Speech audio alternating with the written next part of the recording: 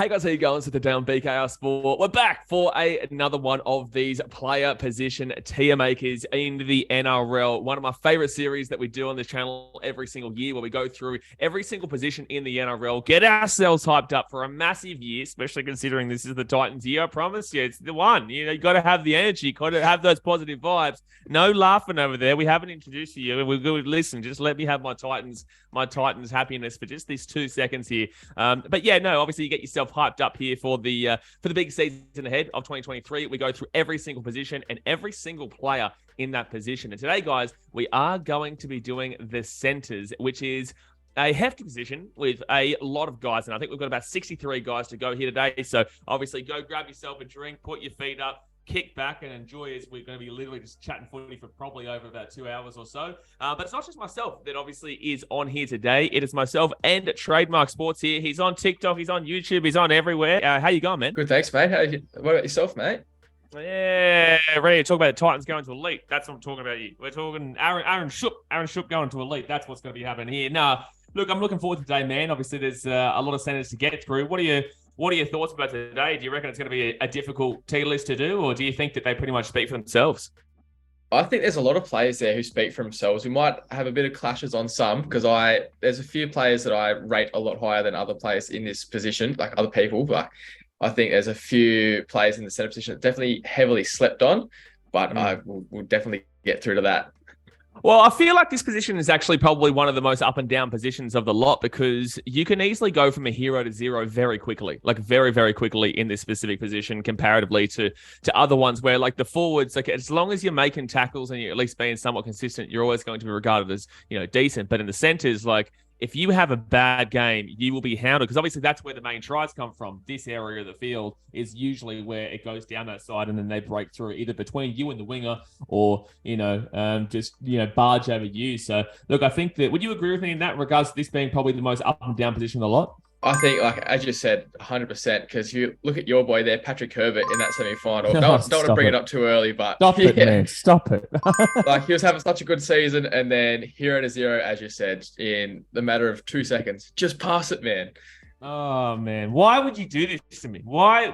I get the positivity about the Titans going into the year, and now we're talking about Paddy Herbert when he missed the pass. He could have passed to David Feeder or Corey Thompson. I'm going to lose my mind already. But yeah, I know I'm getting hounded for the Dragons being terrible, so I've got to get my little jabs in early. Yeah, exactly right. You do, mate, because it's going to happen. But look, let everyone know where they can find you, man. If what do you obviously do in the NRL community? So obviously, we got a TikTok page where we pretty much just talk a load of shit, like make some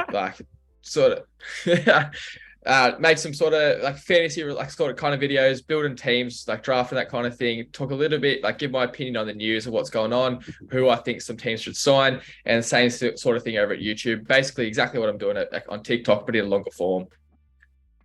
Yeah, cool, man. Yeah, obviously, there's never too much rugby league content, whether it be on TikTok or Instagram or YouTube. It's great to see the community is growing, because I remember in years that's gone past, there's not really been a great deal of people that have been willing to put themselves out there. But now we do have a heap that are really getting amongst it. And it's good to see, obviously, someone like yourself getting smacking into it, even though you are a Dragons fan and you are in a bit of a dodgy time right now. But that's coming from a Titans fan who's always in a dodgy time.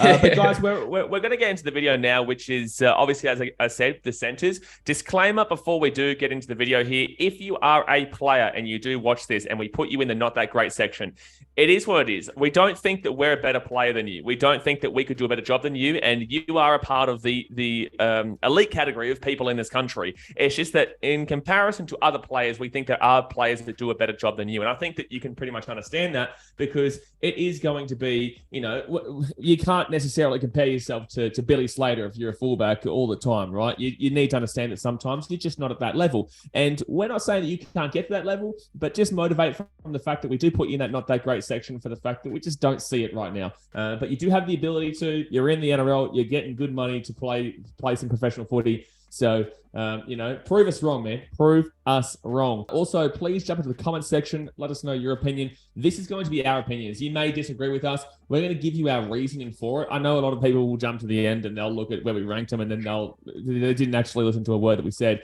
But for the people who do obviously watch and listen, we do really appreciate that. And I hope you understand this is our opinion, our perspective, and take it on board and then have your own perspective. And you can jump on Team Maker and do it yourself. But in this Team Maker, you have elite quality to the job, not that great, unproven. There's so many players here. There'll be many in many positions. So it's not like we're going to be chuffed to find one for, say, not that great or unproven. But anyway, man, I think it is time that we do get ready to rock and roll. So are you ready to go, sir? Absolutely. Let's crack on.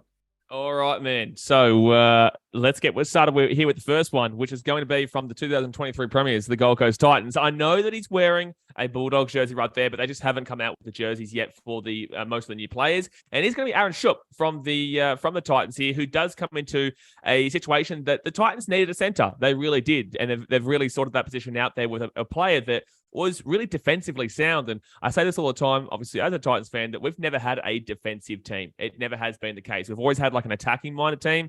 We've never really kind of focused on, making those big-time tackles and preventing those points. And I think that Schoupp could come into a situation here where he really could actually could do well. What are your thoughts about Aaron Schoupp, man?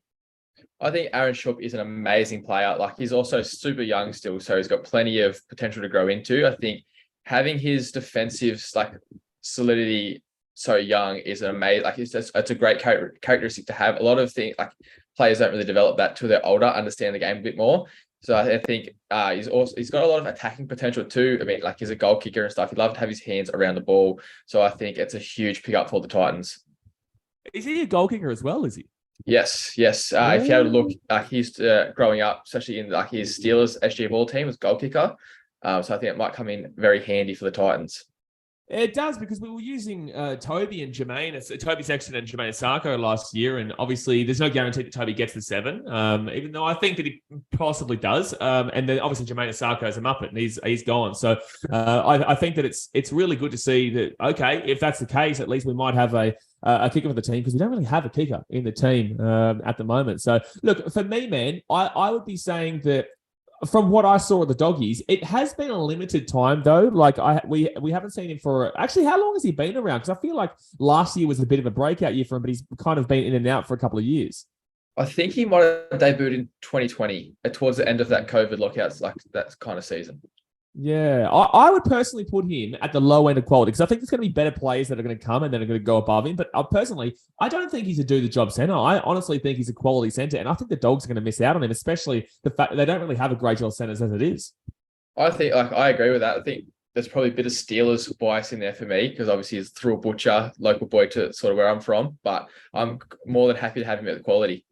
Mate, I love it. See what I'm talking about, guys? Titans, get the vibe going, get the energy going. We're moving on up, hey, we're moving on up. But we do go into the New Zealand Warriors now, and we've got Adam Pompey. What are your thoughts about Adam Pompey at the Warriors? Look, he's had a pretty up and down career so far. He's had a couple glimpses of like being okay, but I think for the most part, he hasn't been an outstanding player. I don't know like what you think about him, but that's just the way I sort of see him. No, look, I agree, man. I actually put him as not that great while you were talking, because for me, I just don't think that he gets the job done there. I don't see a great deal from him. The Warriors are in a really tough predicament right now with a lot of their players that it's just a bit... there is some excitement there. There definitely is. And they get their home games this year. I just don't even necessarily believe that he gets a spot as well, because obviously Charnze Nicoll-Klokstad will come in. I think he'll go to the centre, and then there's a couple of Warriors boys here that we're going to talk about. So, it's going to be hard for him to get a position there. And if he gets it, I don't even necessarily know if he's going to do that well with his opportunity, just from what I've seen. So would you agree with chucking him as a not that great category? Yeah, 100%. And I agree I think Charnze probably is going to get a centre spot at some stage this year, whether it starts the year there or not. But I think if Pompey does get in there, I don't know if he holds onto that spot. I think it might be a bit of a stopgap if there's a suspension or injury kind of thing. Yeah, well, it's just they signed Charnze for to go as fullback, but then when they got to Murray Martin, now I feel like they've gone away from the Charnze factor and they've gone, yeah, they'll probably chuck him there while Murray Martin's in that fullback. So yeah, it could be they for all we know, they still could actually go Murray Martin into the 6 instead of Luke Metcalf, and they could actually go Charnze into fullback. But yeah, look, it's interesting. The Warriors, there's a lot of question marks around that team. Adam Pompey, unfortunately, he's just not that guy, son. He's not that guy anymore at the moment. Anyway, he's not that guy at the moment. But we do go into another one here that could be a bit of a tough one. It is Asu Kepaoa from the Tigers. Has he played many games? No, I was going to say, I don't think he's given us enough to really rank him anywhere apart from probably that unproven category. That's where I think he'd go. But yeah, I think it needs a bit more minutes before we can really see what he does have to offer in the NRL. Yeah, it's a bit tough because obviously he's going to that Tigers team, and that Tigers backline's a little bit of a shambles. Oh, he's always a bit of a shambles, to be completely honest with you. But yeah, look, I think that when I've seen him play, I haven't seen a fantastic amount from him. However, I don't think he's played enough that we can simply say, okay, you're not that great right now. I don't think he's played. I definitely don't think he's played over 20 games, which is usually kind of the basis for what we do in regards to unproven. Unless it's been like a phenomenal season from somebody and they've only played 14. But with Asu Kepaoa, I think, yeah, unproven. And we move on now to the Manly Seagulls. And we've got one of the Trbojevic brothers here. It's not Jake, it's not Tom. It is Ben Trbojevic, who is a bit of a mixed player here where he can play back row. He can obviously play center. I actually don't know what his main position is. I think the Manly started playing him a lot more in the center, but I don't know. It's a weird one with him where he's got that build that it's just an awkward build, in my personal opinion. I guess all the Trbojevic brothers have a bit of an awkward build, but obviously Jake and Tom have really been able to dominate with it. What do you think about Ben Trbojevic? Do you reckon he's played enough games himself? So again, I think we've got to put him in unproven. He's shown, I think, against the Tigers, who were just talking about, he had that really good game where he bagged a couple of tries and it looked like he was going to kick off, but he didn't really. I think Manly will play him in the second row this year, only because as well, he had an amazing connection with Schuster in the juniors. If they play Schuster at 6, I think they park Trbojevic on that side as well, just because they know each other inside out. So I think that could really help and translate to NRL. Yeah, well, if you guys are obviously watching the other team makers with the back rowers and the front rowers, Manly are in a bit of a hard place right now in regards to the forwards. So their forward positions definitely aren't locked up. Besides maybe Instagram block or Josh Aloier and who's the other one, Jake Trbojevic. I've got to say it every time. I can't let him get over it. I can't. Listen, just because you want to fight 2-minute rounds in boxing and he blocks me because I say that's stupid. Anyway, we're getting into a muppet there, but yeah, look, Ben Trbojevic, he's got potential. I think he's got a position that he could actually get himself into in that back row. And I believe I'd put him above Asu Kepaoa for potential in that unproven section, though. Would you agree? Yeah, 100%. I think this is a guy we're talking about who's been playing Origin, junior Origins and stuff. So there's obviously a lot of potential there, and we've seen how good his brothers are as well. So good blood stock. Exactly right. Now we move to a tough one here in Brad Parker, I think it is here from Manly, which I feel like is probably the literal definition of a do the job player. And I think he'll probably go right at the bottom area of do the job, but he just is simply, when you think of him, he is just simply do the job. You know what I'm saying? Yep. Runs hard, tackles hard. You know what you're going to expect. He sits around that 6 to 7 out of 10 every single game. He's not setting the world alight. He's not doing anything wrong. Oh man, it's just, I guess it's not on the same level with my boy Anthony Don, but Anthony Don was such a good winger, but he also was just simply a do the job. It wasn't like an X factor kind of winger there. He would get the tries, and I think he's got the most tries in our history. But it's just something about some players that you just look at and say, I don't think you've got a ceiling of quality, and I don't think you're going to hit not that great. I think you just simply do the job. And that's what Donnie was. Donnie will probably be higher end though. But yeah, Brad Parker for me goes smack bang in there. And I think most people will be able to understand exactly what we're saying if you do watch enough Manly games. But, good on him for being able to solidify a spot though. Now we move into the Newcastle Knights, and we've got Bradman Best, who really exploded onto the scene, I guess, in maybe 2020, I think it might have been, or 2019, or I think it was 2020, where he had a really good year as a rookie. But man, he hasn't really lived up to it since, or maybe 2021, and last year was the disappointing year. But I think it was really, really disappointing. And actually it would have been 2021 because we originally had him in the lower end of the quality area, but I definitely think I'd be jumping him down to do the job. And I think he'll probably end up around mid-range. Yeah, I see that. Like, this is another guy. He's got so much potential, and he's always like killing it. He's got such a big frame on that edge that he's always going to be damaging. But it's just the injuries are killing him. He just really needs it. If this season he can go on there and play 80% of the Knights games, I think we're talking about him as a guy that's going into that quality tier. But for now, just a little bit injury prone. Just needs to get some solid footy and minutes behind him. Yeah, and it is with the Knights, which is going to be a real struggle in regards to getting some decent ball as well, because obviously they're in the middle of trying to work their situation out. Yeah, whatever the hell's going on there. Exactly, whatever the hell's going on there. Ponga going to the 6. You got Jackson Hastings coming in. They don't even know their fullback.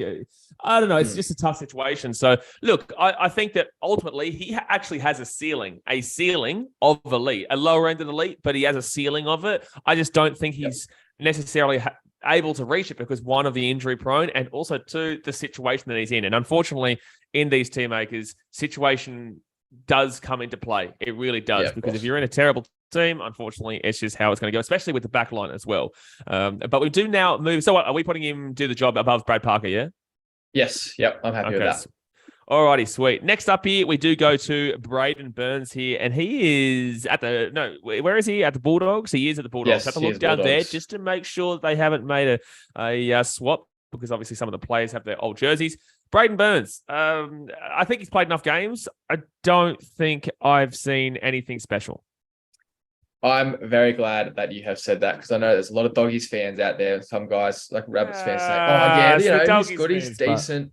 But I honestly think, I've seen predicted sides where he's in there this year. And aren't you guys going to be making the top 8 this year? You can't make the top 8 with Braden Burns in your centers. I'm sorry. For me, he's not that great. No, 100%. Dogs fans, I say this all the time, they're very, very loud. They'll make you believe that every single one of their players is the best thing since sliced bread. But their backline this year is worrying. It is. Their backline's worrying. Their forward line's pretty fine. But, overall, their backline's worrying. And I just don't understand why people, I guess they're Dogs fans, which I love. I love their passion, as we were speaking about before. But, yeah, no, he has to go not that great. Would you put him I'd probably put him above Pompey, or would you put him above or below Pompey? Above Pompey, I think. I've seen enough out of him where he has probably a few more solid games in him than Pompey, but still not that great, but above Pompey. Exactly right. All right, let's move on now to the Cowboys. Is going to be Brendan Elliott, and I think that we're probably going to be throwing him into the same arena here, man, and not that great. He's been a bit of a journeyman. He was at Manly at one stage, and I think he was even maybe at the Knights at one stage, and now he's at the Cowboys. He's obviously not even going to get the spot at the Cowboys either, because you got Petahiku and Valentine Holmes. So I would probably put him below Pompey. So I actually think I would put him above Pompey. I think when he plays, I think he doesn't go that bad, but he just doesn't play because he's obviously not that great. What I would argue with that would be that at least with, and this is again situation, but at least with Pompey, he has the ability this year to maybe get that starting spot, or maybe get a spot in that back line for the Warriors. With Brendan Elliott, he's not going to be able to get that spot because of the situation that he's in. So I feel like if in an ideal world, you do look at this list and say who's the better player individually, but I think that it is such an up and down competition. Sport is always so up and down that you do have to look at the situation. And for me, I think that Brendan Elliott might not get another game unless there's an injury. And no, I'd personally put him below Pompey, but I'm happy if you want to put him above Pompey, we'll put him there. My counter argument is if you swap them around, I think we're saying the same thing. I think we're saying that Pompey's not close and Elliott's closer, but you know what? I'm happy to. They're both not we'll great, give you so it this doesn't one. really matter. We'll give you this one. You can have Brendan Elliott above Pompey because when I come calling, then I'll take one. Yep. No, that's fair enough. That's fair. A little bit later on. But all right, let's move on now to Brenko Lee here, who is now at the Dolphins. Obviously, was at the Broncos, has played at the Titans, also at the Melbourne Storm. has also played for Queensland, crazily enough. And I believe he actually won the Origin. I think he was in the 2020 team that did win that Origin series, which is crazy. Like, New South Wales, man. It's just, I want to talk about it, all right? But, Brenko Lee, obviously, he's with the Dolphins now.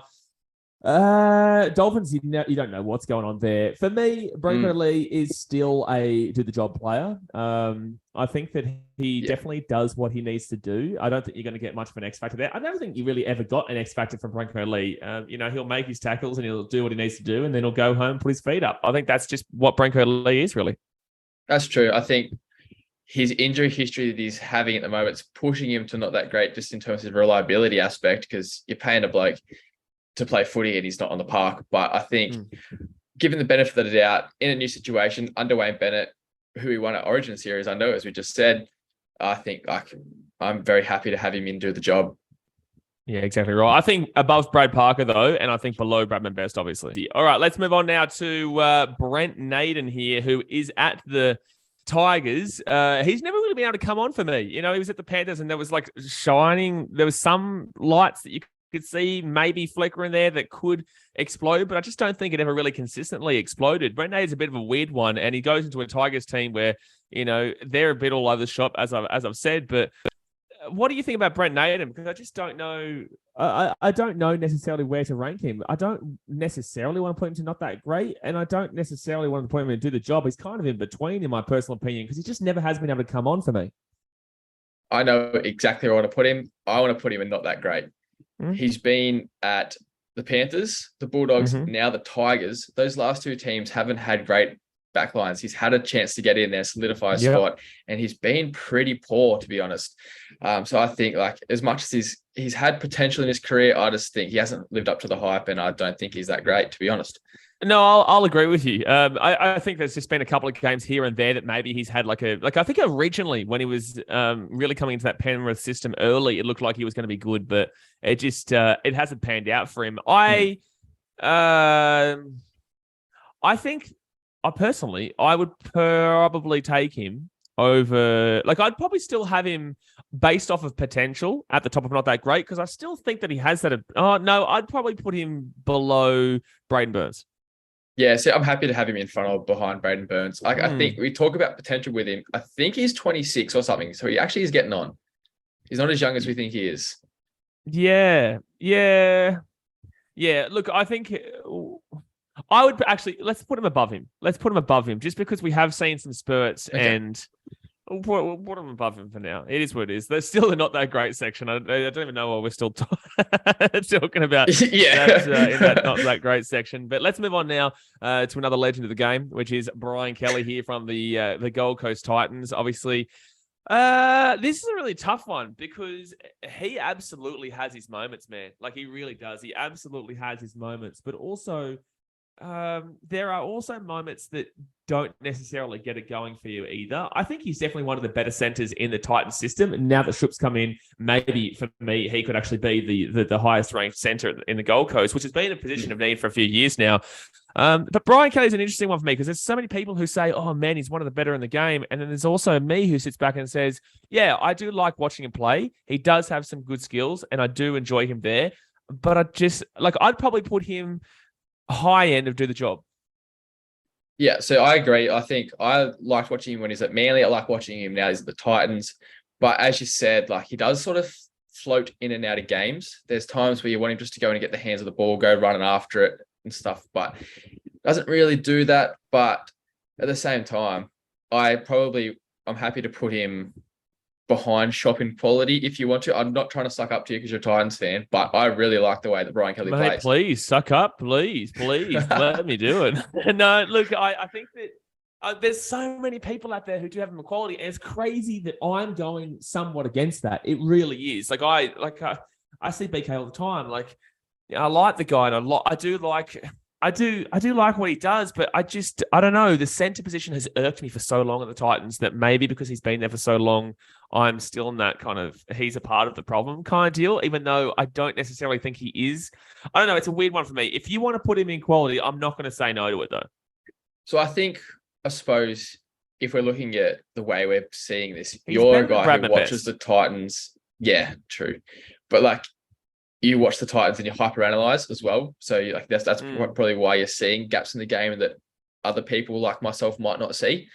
So I'm happy to put him. I reckon we go do the job of Bradman best, and then if we decide later if we want to change it later, exactly right. Players, then yeah, exactly right. Yeah, no, that's probably an option, because I do think that the more I look at Bradman best and the Brenko Lee and whatnot, I do think Brian Kelly is. I'm not gonna lie to you, bro. I actually, looking at Bradman best, like I just said, I think he is a level above Bradman best, and I think that maybe we should put him at that bottom end of quality. Yeah, I'm happy with that. I think, like, if you look, Bradman best probably has better potential.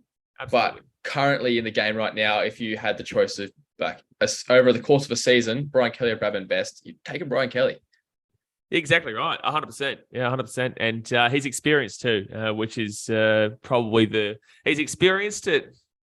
Hey, we'll leave it. But I definitely think that BK, love you, mate. He's a great bloke, and I hope he does well this year, because he'll be part of the centre pairing. Like, he'll be there with Aaron Schoupp. So that's the two Titans centres there in quality. That's the first time I've seen two Titans centres in quality in my entire lifetime. Let's go. That's what I'm talking about. But let's now move into the South Sydney Rabbitohs, and it's Campbell Graham, who is an absolutely exceptional centre. I think he's still underrated, even though he still plays so well. Honestly, man, like, it's really difficult to decipher whether he is elite or at the very, very top of quality. But I probably would still lean with the very, very top of quality, just because I know the guys that are about to come who are just so incredible and do it on another level. I think that Campbell Graham is definitely upper echelon, though. And man, you definitely would not be unhappy if you had Campbell in your team. See, I think that Campbell Graham deserves to go in the elite, especially we saw it like his second half of the season last year. And I think one of the reasons, like sort of the same things while I talk about Aaron Schoupp being so good, is defensively, he's incredible. Very good. I think he's the best center in the game for defensive work. Yeah, I think he's definitely up there. And like, he proved himself that he can like mix it with the big boys playing for Australia. And I think like it's probably hard done by not getting an origin spot last year with like Trell and Turbo out. So I'm happy. I'd like to put him in elite, to be honest. I agree with you. No, I agree with you. I think that's what I was teetering between the two. It was either the very, very top of quality or an elite. I just think that, there's no actual hesitation. There's no hesitation. I just think that maybe, I guess, in regards to X Factor, is why I look at elite, which is wrong. Like, I shouldn't be looking at only X Factor for elite, but I guess in the centers, it really is a big part of it, which I don't necessarily think that Campbell Graham is that X Factor guy in comparison to a few of the others. But in regards to being, I believe he is potentially the best defensive center in the game, and I think he's absolutely fantastic. So I would absolutely agree with elite, and we'll slap him up there. But next up here, we do go to, it was at the Raiders, and now he is at the Warriors. He actually originally was a fullback, and the Warriors did sign him to be fullback, but now they've signed Tamari Martin. I'm pretty certain they're putting him into that position. Charnze Nicoll-Klokstad has had a huge fall off from grace. Like, he was really, really positive. Like, he was a quality fullback a few years ago, but now everyone's kind of lost that thought process. And I think it's because of injury and whatnot, but he never really was able to kick on from those quality seasons that he really was beginning to have. And now that he's in the centers, like, have we seen enough from him in the centers position? I don't know. I honestly, I don't know what to say here. I'd love to hear what you have to say about Charnze, because there's not a great deal about him in the centers that I can go off either. So I think Charnze is probably one of my favorite players getting around the league. I loved him when he was at Canberra, especially that 2019 season. And he forced his way into the Kiwi side, and they picked him at center. So that shows that, like, they obviously have a lot of faith in him now. I'm pretty sure he started his career at center at the Warriors as well. I do like him out there. Like, his defensive reads, again, like, I think that's a quality that I love in centers, defense. And I think he definitely has that. He's probably one of those better guys. I want to put him probably a quality. I would be looking more so right at the top of do the job, just because I feel like it's a bit of a hard situation to read at the Warriors, and coming into that situation, plus also the fact that he's also coming off an injury, I'm pretty certain, at the Raiders, and he is transitioning the positions. And obviously, yes, he did play for New Zealand, as you said, but I feel like I'm a little bit hesitant to put him up there into that quality section just yet. I want to see him have a few games. Would you agree? Yes, I agree. Like, especially with injuries, and you think, like, he spent his last 6 or so weeks playing New South Wales Cup. So can we really put a player as quality that was playing Reggie's? I don't. Yeah, I see what you're saying. Exactly right. All right, so let's move on now to Daejarn Asi here, who was at the Warriors, or is he at the Warriors? No, he's gone to the Eels now. He was at the Warriors, and he's been at the Cowboys, and now he's going to the Eels. A player that we've seen a couple of games in 5A and, a couple of games in centre. Fun fact, I actually know his mum. He used to work with his mum a few years, but like ages ago. But yeah, look, Daejarn Asi, I think has to go into unproven for me, man. I think that especially as a centre, I do like what I saw, especially when he first came into this onto the scene. That Warriors game, was it? I'm pretty sure he debuted for the Cowboys against the Panthers, I want to say. And I was really impressed by him. I think he hasn't really been able to cement a spot, but I actually see him probably playing as like a utility kind of role for Para. I think that's where his spot would be. And I'm really excited to see him there. So I think I'm proven with a lot of potential. I feel like they've been using Jacob Arthur as their utility, so I feel like maybe Daejarn Asi definitely would really work in that utility role for sure. Okay, alrighty. So next up here, guys, we will move into Dane Gagai here from the Newcastle Knights, and he is definitely in his career been at an elite level. I don't think I'd put him in an elite level right now, but I definitely would still have him in quality. I think he's got the experience. He's still obviously Queensland. He's still a fantastic player. I really hope they don't put him into that fullback position. I think give Bailey Hodgson a crack, give a young blood a crack. Dane Gagai is getting a bit on now, but I definitely think that if you've got him in the centre, you're not unhappy with it. And I think the defence is what is the biggest issue though with Dane, but attacking wise, he's one of the better attacking centres in the game. Yeah, I agree with absolutely everything you said. I like in my predicted lineups before, like the Lockie Miller news, I had him as my fullback because I knew Pong was going to play 6, and I got roasted. Never said I wanted him there. I don't think he should be there. I think he needs to be out in the centers. But and as I said, as you said, he's been one of the elite, in that position. He's done absolutely everything there is to do in the game, but he has dropped off a little bit, probably with his age and being in that Knight system. I do still have him above Schoupp and BK though. Yeah, of course. Yeah, I 100% agree with that. Yeah, it just comes down to the experience realistically there for me. But okay, next up here, we will go to the Broncos, and it's going to be Dean Mariner here from the Broncos. I'm not going to lie, man. I don't know a great deal about him. I know he's played a couple of games here or there. Is he going to go into the unproven section?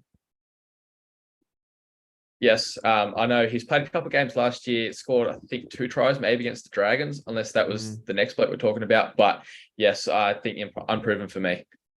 Yeah, where would you put him on unproven? Would you, because I think right now, actually, would you say that Daejarn Asi is above or below Ben Trbojevic in potential? I actually think that Daejarn Asi probably should go the highest. Yes, I was about to say exactly the same thing. Yeah, and I think that in regards to Mariner, I'll go based off what you say here, because at least you know a little bit about him. I think I'd put him above Kepaoa. Yeah, I agree. I think from what I saw, yeah, I think you're thinking about the next one here, which is Delouise Hoeter, who had a decent enough season last year. But Asu Kepaoa just hasn't shown much yet, man. He hasn't shown much at all. But let's move on now to Delouise Hoeter from the Broncos. I do hope I pronounced his name correctly. But Delouise Hoeter, at times did look, pretty decent. I'm not going to lie, at times. But also, I don't think he's had enough games under his belt to also put him into a category. I agree. He's showing glimpses that he could be a very, very handy backup for the Broncos. But yeah, I think if we put him at the top end of unproven. Oh, would you put him above Daejarn? I don't know. I think I've got him right now. I'm happy to probably put him below Daejarn Asi, but I'm not too sure. Squeeze him in between Asi and Trbojevic. Yeah, I think that's the one we go with. I just think that Daejarn provides so much in regards to multiple positions too, in regards to the utility position. So I think that, that gives him maybe that leg up in regards to having the ability to cover multiple and also excel in one specifically. So, I think that I think that's all right. Yeah, we'll chuck him in second there. But next up here, we do go to Dylan Walker, who's now at the New Zealand Warriors. He'll probably play the utility role actually in the number 14, which is kind of what he did for Manly. But speaking specifically in regards to the centre role here, what are your thoughts about Dylan Walker? Because he's had a pretty decent enough career now. Yeah, so I agree. I think he's playing that 14 role. I think he's that perfect mould for that position now. But we are talking about a guy who won a comp at centre and can do pretty well out there. We're speaking before about X Factor. Dylan Walker's definitely that kind of guy who has that, which is why he makes such a good 14. We haven't seen him there in a long time. So I'm leaning towards do the job. But what are your thoughts on that? Yeah, I'm leaning towards to the job. I think that he brings a lot of experience to the role. I would personally, I think I would actually genuinely put him in the. I would put him. Oh man, I'd genuinely put him above Charnze Nicoll-Klokstad personally. You might disagree with this. I know you said that you're a big fan of Charnze, but I just think that he is electric when he comes on. Yes, he can have a brain fade. Absolutely, he can have a brain fade. But overall, I do think that he is. I do think he is a decent enough player, someone that you do want in the team. I think he's unlucky not to go very bottom of quality, but I definitely think top would do the job. Yeah, okay, I'm happy with that. I think he's one of those guys that it's like wherever he plays, he's very solid. So I'm happy for him to do the job. And I think given that versatility factor, I'm happy for him to be up that top, upper echelon of that. Exactly right. All right. Next up here, we do go to Enari Tuala for the Newcastle Knights, who has been on the wing. Now is more so classed as a centre, but also could still be on that wing this year. But Enari Tuala, I used to be so high on this guy. I really did. I thought he was going to be such a good winger. But defensively, and that's winger, he was when he was playing wing, but defensively, man, he just is, oh man, like just not good defensively. Attacking wise, he has such a good, this is a very similar, I've got Greg Marzio on the wing above him, and I'm thinking wing here. Yeah. I don't know a great deal about the centre, but if I'm going to compare him with another player, I would say Greg Marzio in the sense that, you know, he's so good attacking wise, but defensively just doesn't have it at all. But then obviously, yeah, for me, it's a difficult one to place because if I'm talking about attack, I'm putting him in quality. But if I'm talking about defense, I'm putting him in not that great and quite low and not that great. Where would you put him? I think he's like, overall, he's not that great. I agree. He's like attacking flair probably puts him up above a couple other players, but just defensively, he just lets his team down time and time again. And that's, I think you can't look past that, especially because Yeah, I think based on his attack, man, I'd put him right at the top of not that great, but he's definitely, I agree with you. And that's, it's definitely, I would definitely agree with not that great. It's just his attack is good, but that defense brings him right on down there. And I don't think it's going to get much better at the Knights this year. And they're going to be facing a lot of steamrollers right in his direction. Because if I'm the coach for the Titans, I'm saying, Davey, run straight at that man, straight at him. I don't want you to run at anybody else. I want you to run straight at Enari Tuala because he is not going to be able to tackle you. But there we go. We'll chuck him in. Not that great section. Now we move on to a man who's gone to the Dolphins here, the Redcliffe Dolphins, which is Euan Aitken, has played at the Dragons. So you actually would know a decent bit about him. Also the Warriors. But yeah, obviously now is there at the Dolphins. Considering he was at the Dragons, man, what are your thoughts about Euan? Yes. So I think in the center position at the Dragons, he was so very frustrating to watch. He, like the amount of 2-on-1s that he butchered, he just needed a pass. That's all he needed development. I think that's why he went so well in the second row, because his job was simplified. It was just run hard, run at that hole, tear off inside shoulders off halfbacks. Defensively, though, he's quite solid. I think if he does play there for the Dolphins, he'll do a good job. I think that's why he might get the gig there, because I think the way they've set up their roster, they look like they're going to just be a defensive unit this season and then try and bring in some attacking flair. Like they're going to need to have some defense in them, man, because they're their attacks. Yeah. But yeah, I think I'm not a huge fan of him at center. I think he definitely does the job. I think we probably put him at that mid-range, maybe above Brenko Lee for me. But what's your thoughts? That's exactly where I was looking at, man. I was about to say just below Bradman best there, above Brenko Lee. Yeah, I think that he is definitely a do-the-job player. Nothing. I think at points he's had really good moments, you know, and at points he's really been quite good. And I still think he is quite good, and there's nothing wrong with him in the position that he's in. I just think that there are better players. Yeah, I think there are better players, and he is going to a Dolphins team where we don't actually know if he will get the starting gig as a center, or maybe if he goes to the back row or just goes onto the bench there. I actually think that they'll probably chuck him onto the bench because we'll get to a couple of their centers in a few moments. But yeah, look, I wouldn't be necessarily unhappy if I had Euan Aitken at my club, but there definitely are better players in my personal opinion. But all right, let's move on to another Dolphins player here who probably won't play in the center, but because it is the Dolphins and we don't know jack shit about them realistically, we do still have to put him in there. It is Hamiso Tabuai-Fidow, who more than likely will play the fullback. But Hamiso's a hard one because he has had so much potential and does still have an unbelievable amount of potential. He's so young, has played for Queensland, you know, in the centre position too.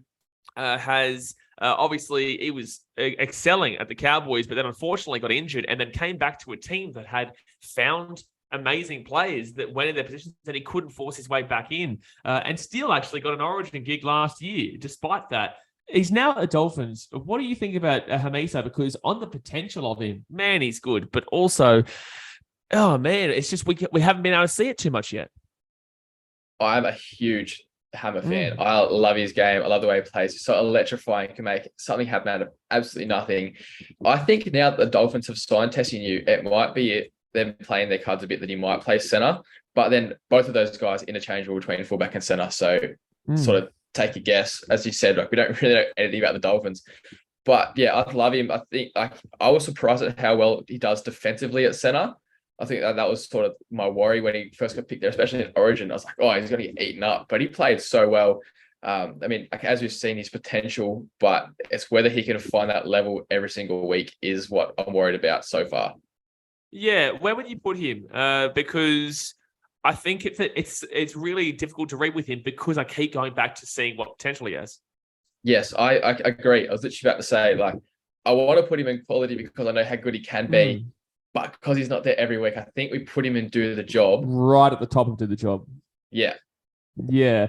I think that just to clarify for people who obviously are listening right now and haven't skipped to the end,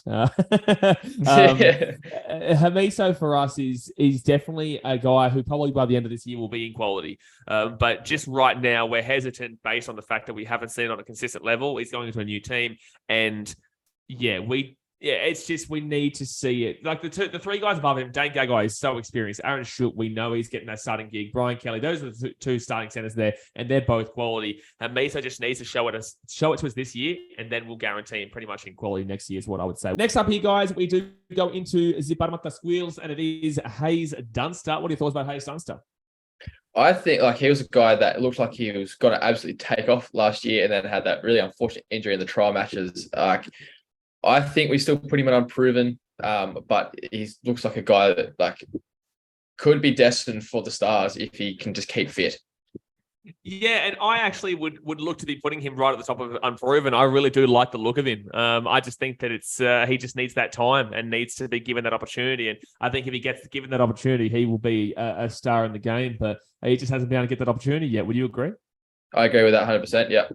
Yeah, there we go. All right, that was quick and easy, done and dusted. Next up here, we do go to the Brisbane Schmunkos, and it is Herbie Farnworth, who I actually really like. I know you guys know that I dislike the Broncos, but I tell you when I like somebody, and I can tell you the truth about my opinion about this team. And I do like Herbie Farnworth. I think that the way he plays is exciting. I think that I love the step on him, even though I think teams are going to start to understand that he does have that step on him now.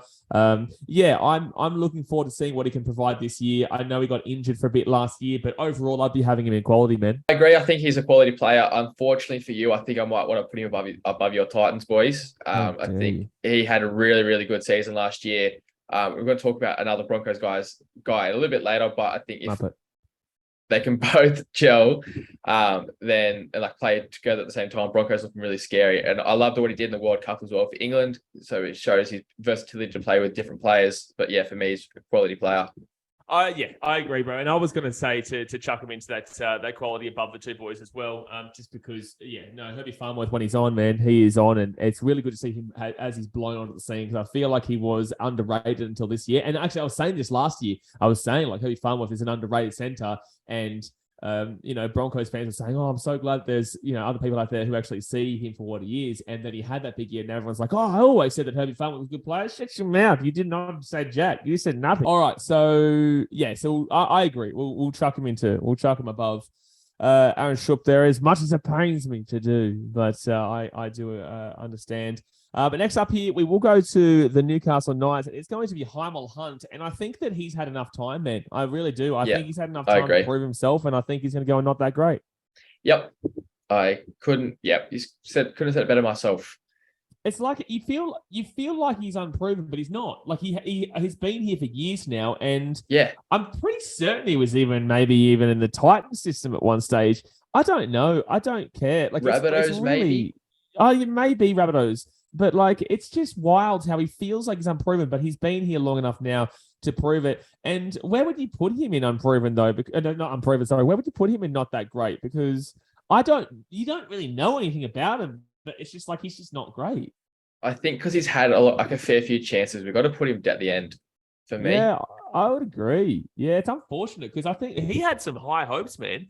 Like he had high hopes coming in, but he's not been able to find it. And yeah, it's very unfortunate. It is. It's very unfortunate there for Heimel Hunt. But let's move on now to the Rabbitohs. We've got a couple of boys here, but first up, we've got I think it's Isaiah Tass for the Rabbits. What are your thoughts about Isaiah Tass? God, he was good at the end of last season, wasn't he?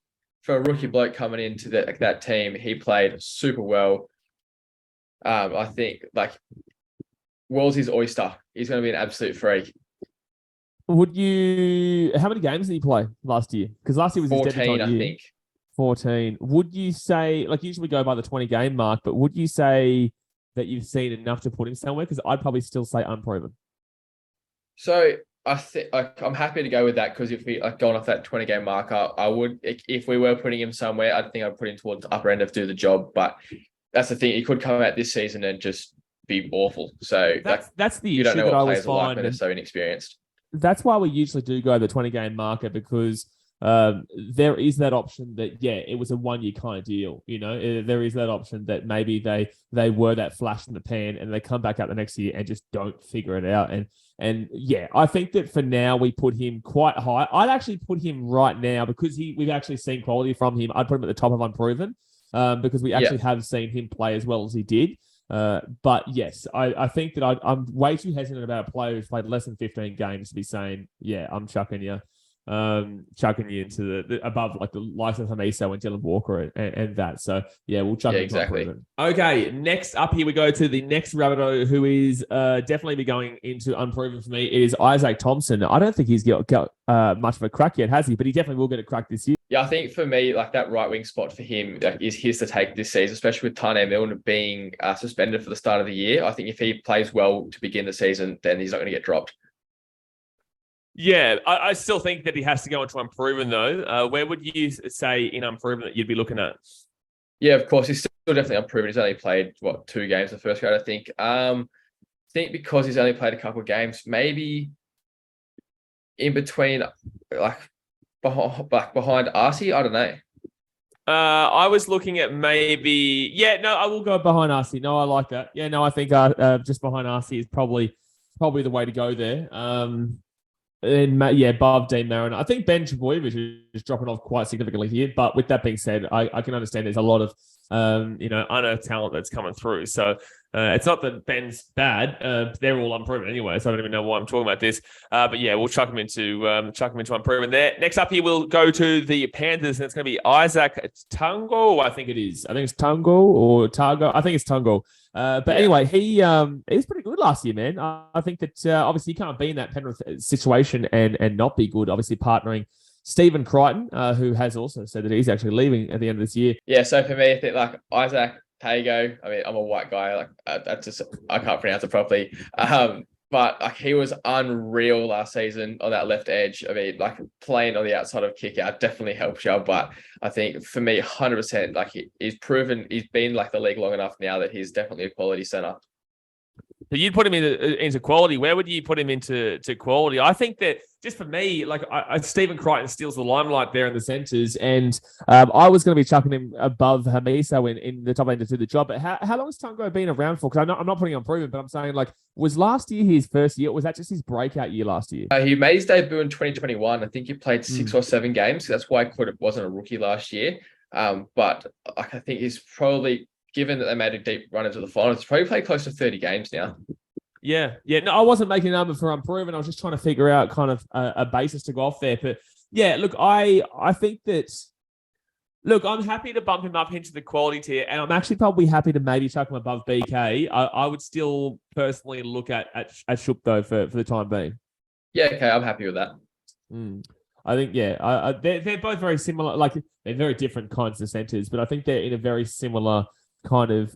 This is going to be either a big year for them or. Yeah, I think this year is going to be a really big year for the both of those guys to really establish themselves, especially now that Schoupp's with a new team, but also with Tungo to really establish himself as the main centre with Stephen Crichton now, obviously moving on. But let's now go to the Melbourne Storm, and we've got Jack Howarth here, who has big raps on him, man. Do you know much about Jack Howarth?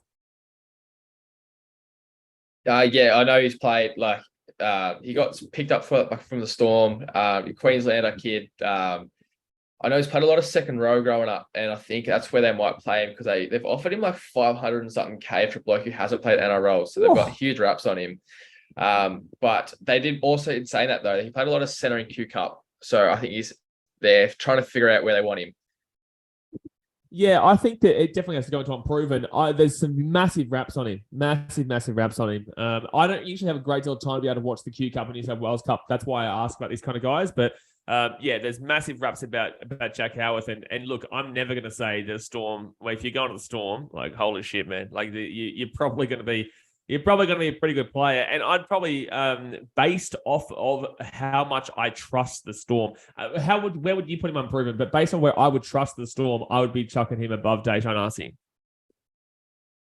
So I've put him in my unproven list. I chucked him in second. I'll put him just behind Isaiah Tass. I love this kid. He's so good.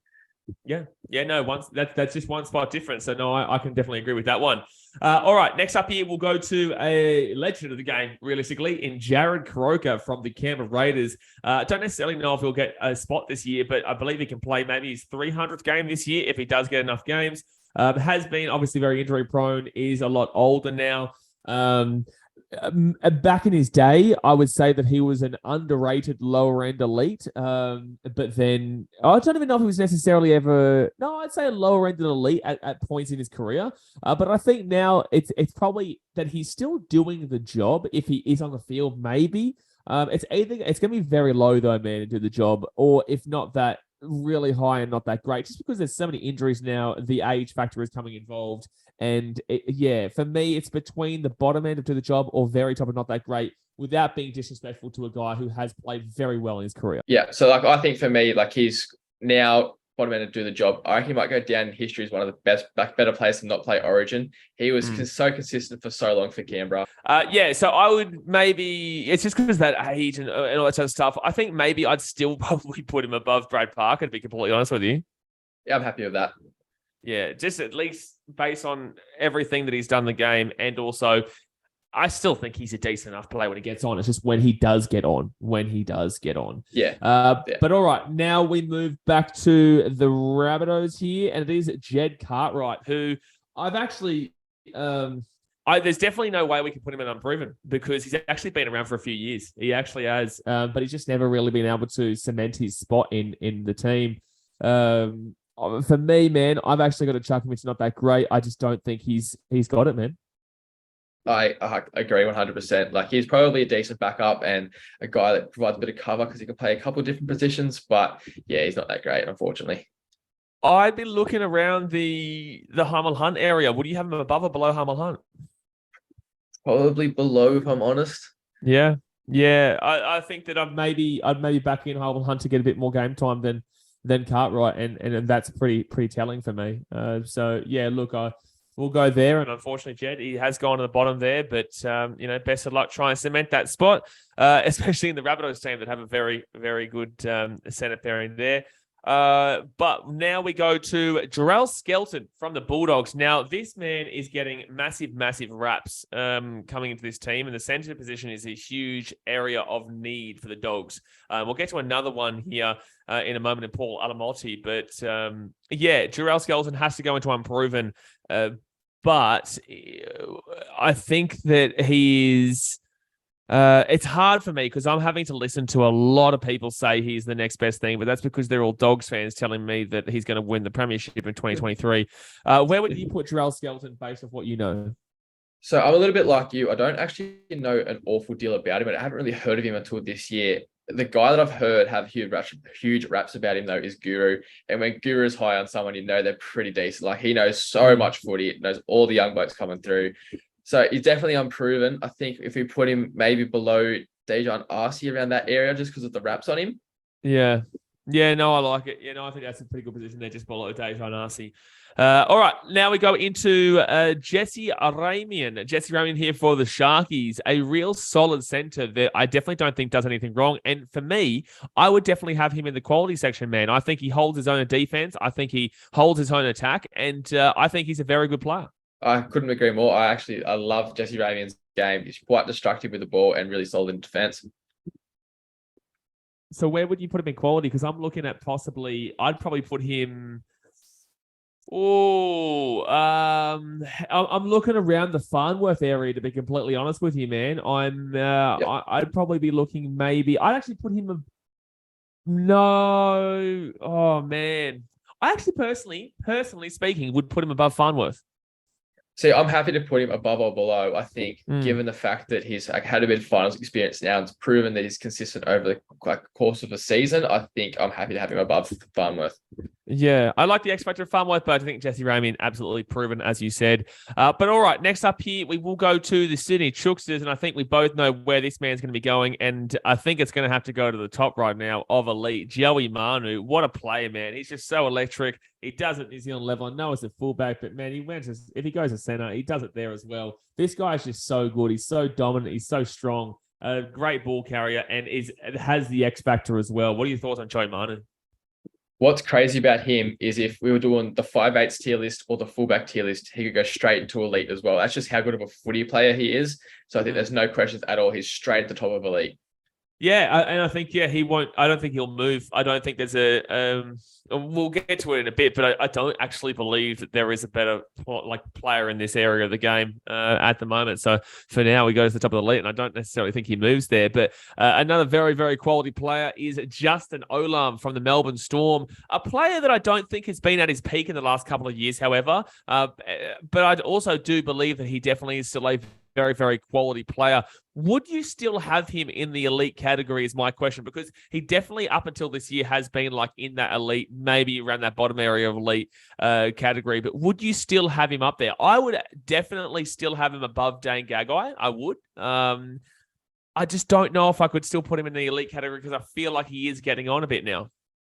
I think 100% he's still on the elite centers in the game. Even when he's not at his absolute best, he still has the potential just to rip through a team or just absolutely fold your halfback, break his ribs for 6 weeks. He's so good. And I think he what's probably the thing with Olam, he's reached his ceiling, and I think he's just staying there, which is why maybe that's why I'm looking at that like that. Yeah, I think it's he's reached his potential, but credit to him that he's been able to maintain that for a couple of seasons. Yeah, exactly. Yeah, no, Justin Olam, everyone loves him in Papua New Guinea. I love him. I've always been a big fan of Justin Olam. I just think that, maybe because he has plateaued after his peak, maybe that's why I'm being a harsh critic of him. But in the same sense, I only had him one spot below as we speak. I still had him at the very, very top of equality. But I agree with you. Yeah, I'm happy to chuck him up there into that bottom area. Bottom of elite. But next up here, we go to Ken Mamalo, who has been an absolute unbelievable disappointment in the last year since leaving the Warriors. He was incredible at the Warriors and was actually mainly a winger, but man, I've got to put him in not that great, dude. I do. I've got to put him in not that great. And he was quality a couple of years ago. The fall off from this man has been exceptional. It is the product of the Tiger system, I think. Yeah, you're probably straight up right. You can see as soon as the bloke was crying when he left the Warriors, and it's probably because he had to go to the Tigers. Oh man, Tigers fans, God help you, man. Yeah. God help you, Tigers fans. I would, I'd maybe put him above Naden though.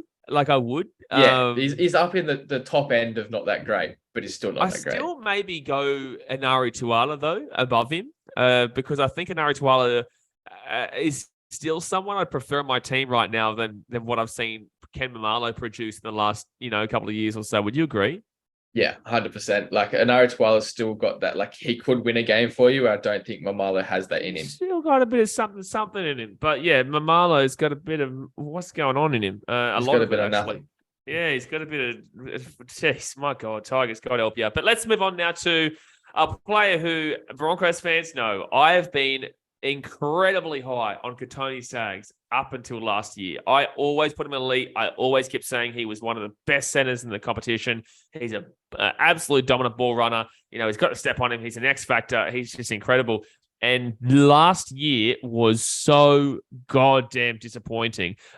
He's still, for me, going to probably go. He's still going in quality for me because I know what he can produce. and I know that he is still one of the best centers in the game, but last year definitely takes him out of the elite category, and I'm just trying to figure out where in quality he goes.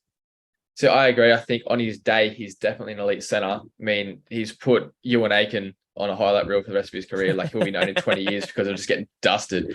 Yeah. But yeah, I think just his inconsistency, it just hurts. Like, I really, really want to see Tony Staggs just have a good season of just like excelling and just being like a wrecking ball every single week in, week out. But I think he's still quality. I don't know if I'm putting him over Tago, to be honest, after what I saw last season. Oh, man. I would say Tony Staggs is the most difficult one. I would go out on a limb and say out of all the 63 players, whatever we're doing, Staggs is so difficult because you know that he could easily go into second of elite behind Joe Manu. And I think that he could actually even go above Joe Manu, if he had a season like he did a couple of years back. But yeah, last year really took it away, and defensively was a bit of a shambles. I had a really good game at one point. Look,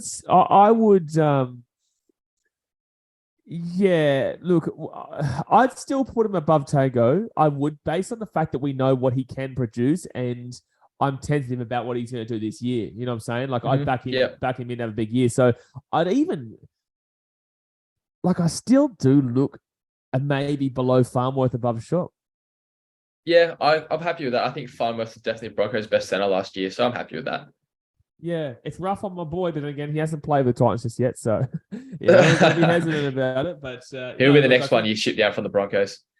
Yeah, exactly right. But look, I think that Staggs has so much potential, man. Just need to, less videos, and more playing footy and defending. But we now go over to the Warriors. He's played for the Parramatta Squeals. It is Marata Niokore. What are your thoughts about Niokore? Because he's played in multiple positions, and I don't think most of them were in centre. I think he's a very, very solid player wherever you put him, but I don't know, like, a lot of people rate him a lot higher than I do. Like, I still don't think he's that great of a footy player. I think, like, he is good. He's solid. I think he does the job. That's where I'd probably put him. But I don't know. I don't buy into the hype that everyone else does around Niokore, I think. No, I agree. And for everyone who's watching, I didn't realize that I still had the plug in my headset when I went to lean over just then to have a drink. And I just took everything. I took the whole wall off, basically. That's why I was laughing. But no, I agree. I don't see the same thing in Niokore. I think he's got a bit of a, wasn't he the one who got in a bit of trouble as well with discipline?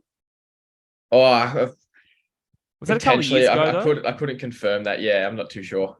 Yeah, I can't remember. But yeah, I'd still say he's in do the job. But then again, it's a centre. Like, I'm looking. I think we're looking at the forward. Has he played many games in centre?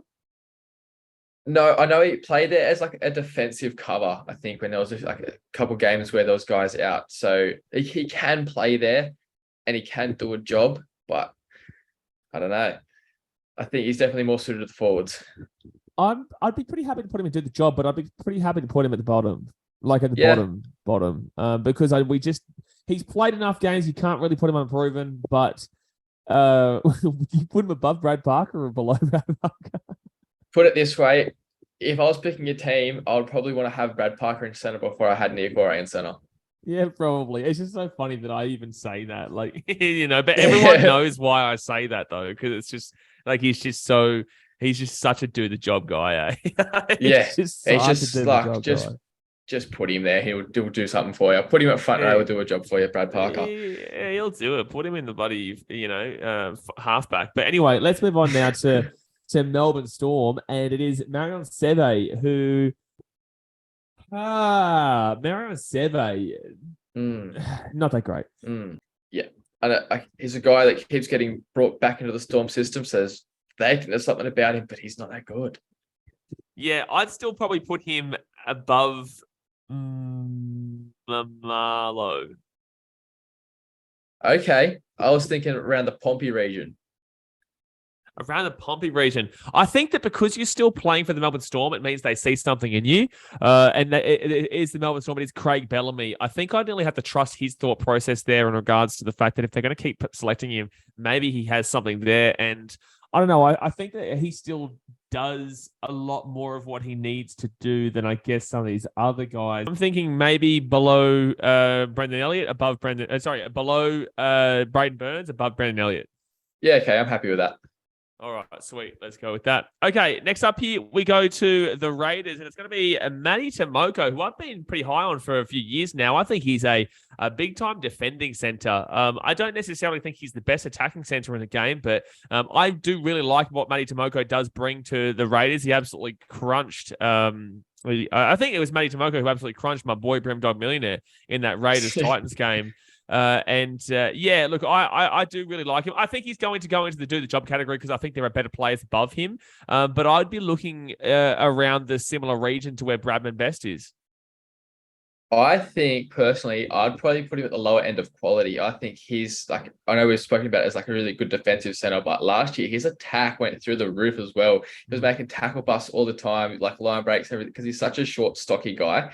I think like he's really coming into his own. Personally, I'd probably put him maybe below Brian Kelly, but then I'm looking at who got into the job. Is he better than the Hammer? Guys like Charnze. You know what? Probably he's not. Definitely better than Hammer. He's definitely better than Hammer for me. No, I think he is. Yeah, he's definitely better. I would say he's better than Dylan Walker because I really like his defense. That's what I was saying. Like his defense is so strong, and I think that's probably what brings him up there.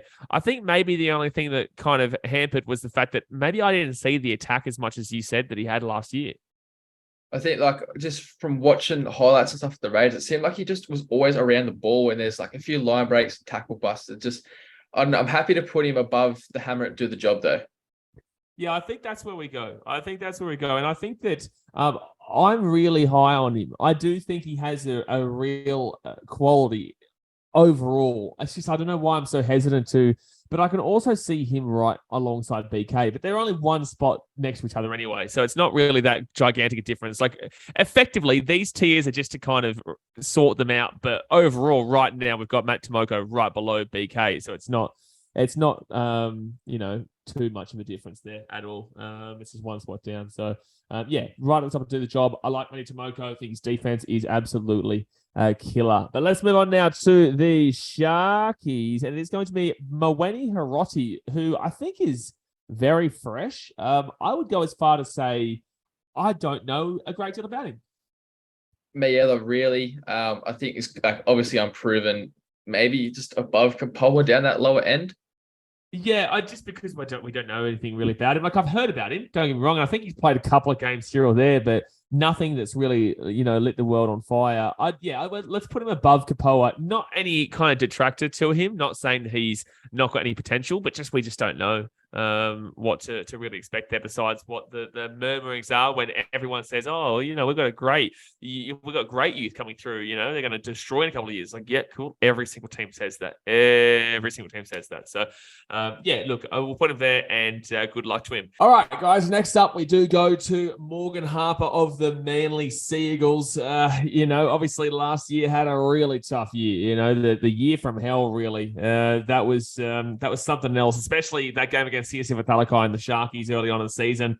He got absolutely torched there, 4 tries. And, I think that, it was a terrible year for him. However, I actually don't think it was as bad as people make it out to be. And I don't think that him as a player is as bad as people make him out to be. I think that in 2021, he was a major part of how they got to the prelim final in 2021. I think that defensively, he wasn't as bad as he was last year. And I think that he's got a fine attack on him. For me, man, I know that everyone really wants to put him at the bottom end and not that great. But for me, I still have him around the middle area of do the job. I really don't think he's as bad based off of, that one game, which is what I really think everyone has based their opinion of him off.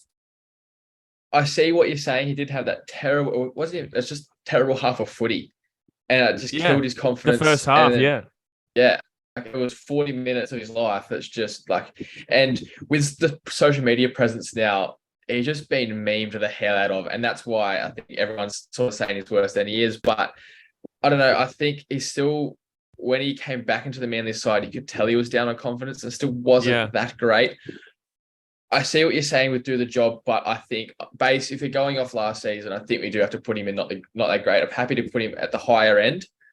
But I think if you meet in the middle, to at least put him above Brad Parker. I would. I still think I would, because I think that overall, like I said, in 2021, before that one individual game, I think that he was actually regarded as quite a decent player. And I think that in 2021, we actually, going into the 2022 season, I think we had him in the top end of do the job. And I think that, look, yes, fair enough, he's absolutely dropped off greatly, but I do still think he's better than Enari Tuala. And I think that he is still better than Nicoll-Klokstad and Brad Parker for me. Brad Parker is just the epitome of simply average. But I think that overall Croker is someone that I definitely would rather go before him. So that's where I'd preferably be looking at. I see what you're saying. And I suppose like with Manly as well, if you've got Morgan Harper and Brad Parker both sit in front of you about to play their best game of footy, you're probably going to pick Morgan Harper. Yeah, well, that's why I say all the time on these as well, is that I always go off the American draft system. Like if I'm drafting a player, who am I taking? Yeah, okay. And I'd personally be taking Morgan Harper. And I do think that for the most part, for the majority of his career, he actually has done the job besides, around that period of the Sharks game. Would you agree? Yeah, I'm happy with that. I think, do the job of Brad Parker, sort of. I do believe that people will agree with you. I do, but I think I want to stick up for him a little bit, because I don't think he's as bad as he has been made out to be. And I just hope that people can see both sides of the argument and understand why we are putting him there, rather than just go, "No, he's shit," and just putting him down the end. We could easily have put him right below Jed Cartwright. Like honestly, based 100%. On last year, we could have easily done that. If you just follow what everyone, like if you're a sheep, well, don't say that word. But like if you just go off what everyone else says and like what the general consensus of how he is, you'd 100% put him right down there. But I think if you read in between the lines, look a bit deeper, he's not that bad. Yeah, exactly right. All right, we move on to one of your boys now, and it is Moses Suli. Probably one of the more exciting players in your entire lineup. Definitely has his mistakes in him, and definitely has his errors in him. But I've always been a big fan of Moses Suli, and I actually think he's a pretty decent centre. I love Moses Suli. He was we went and watched a few Dragons games last season, and just every time he got the ball, everyone's on the edge of their seat. Like there was that Dragons Knights game at Wynn Stadium where it went down to the wire. Zach Lomax belted that field goal through. Like Moses Suli was on a mad one that game. He was just taking souls. It was unbelievable, and I think that's his ceiling if he can reach that every single game. He was getting there. He was starting to play some really consistent footy on that left edge, but then injuries just got him.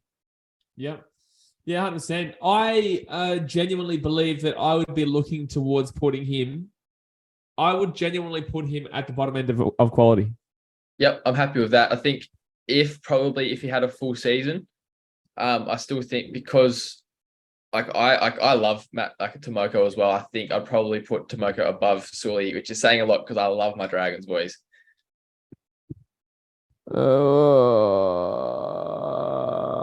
Okay. I personally like Moses Suli better. I do. And this is kind of a similar situation to where you with Brian Kelly, right? Where you were kind of fighting for above, and I was kind of saying a bit below, and now you're kind of saying, oh, maybe a little below Tomoko. But I actually genuinely believe that I'd personally put him above BK.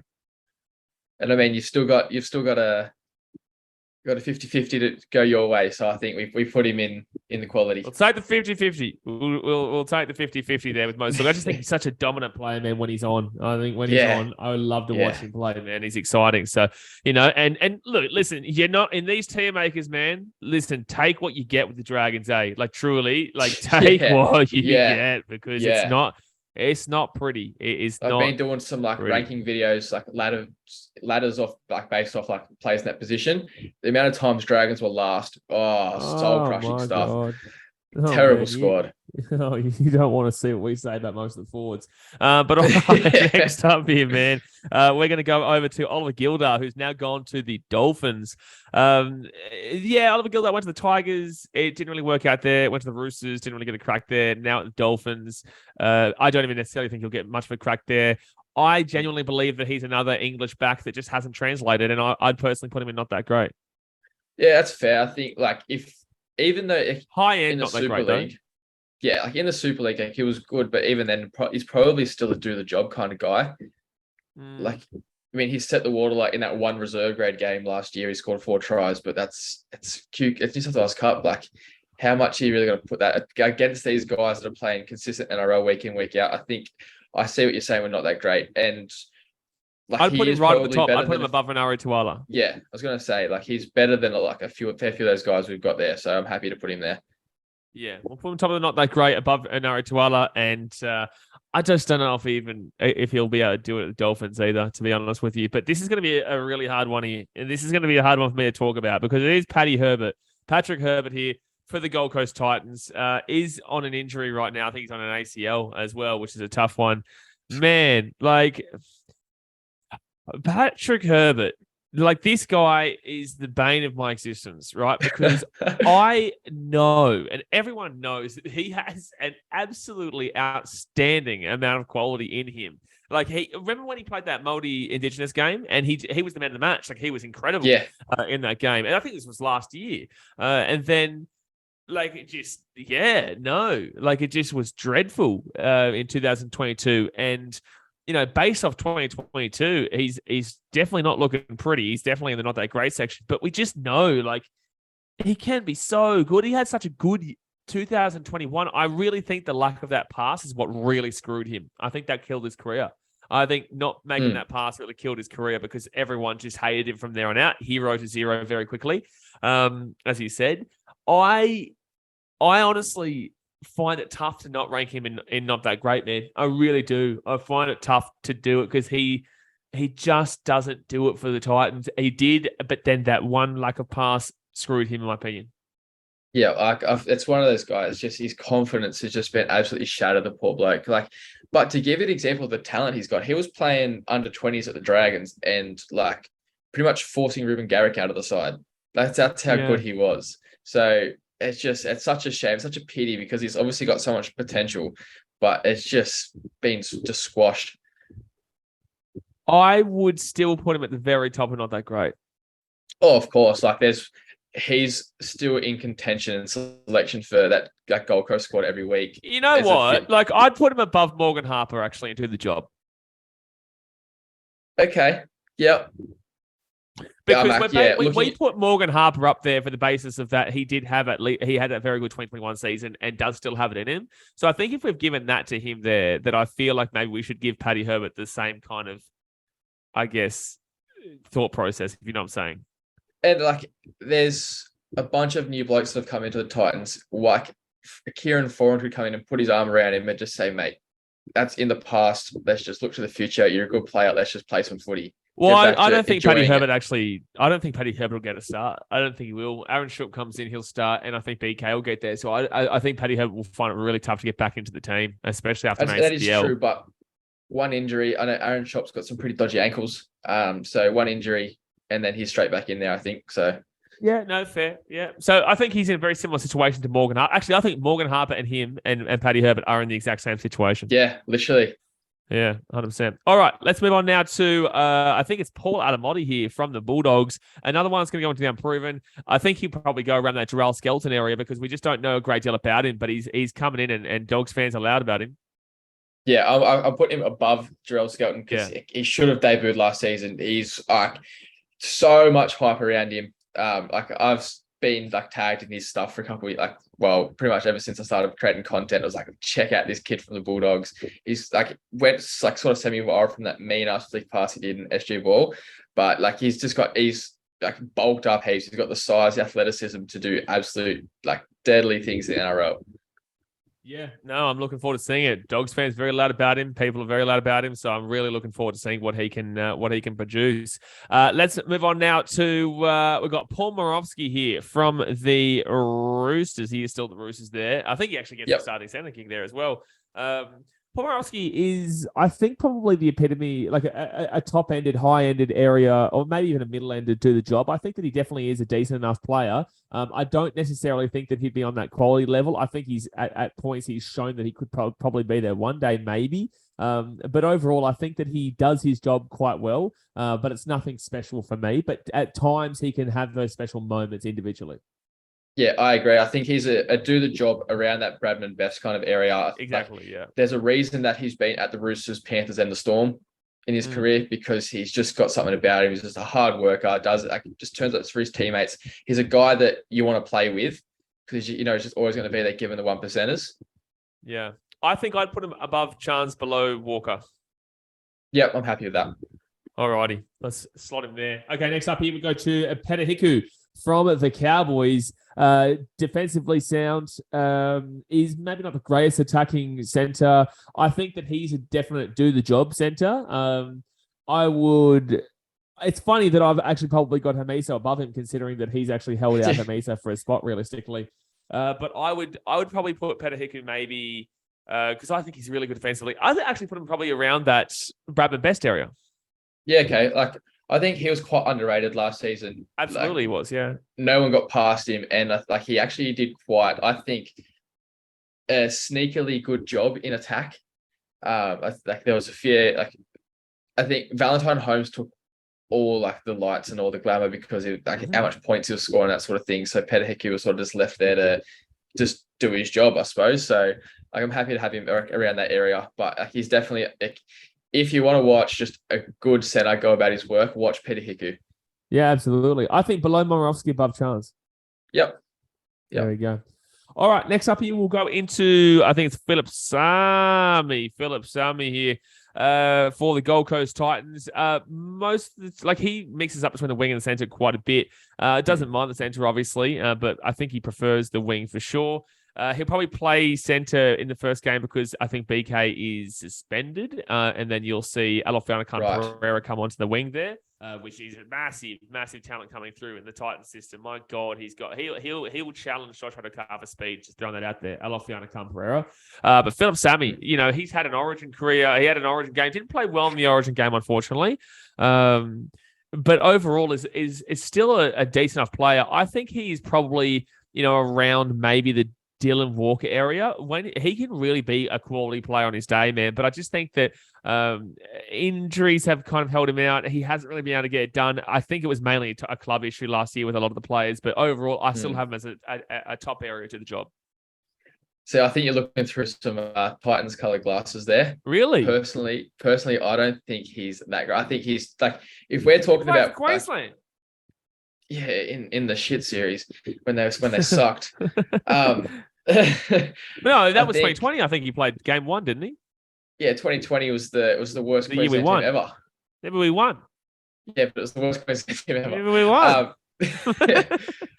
But I think if we're doing the winger tier list, I'd have him there for sure. I think he's much more suited to the wing.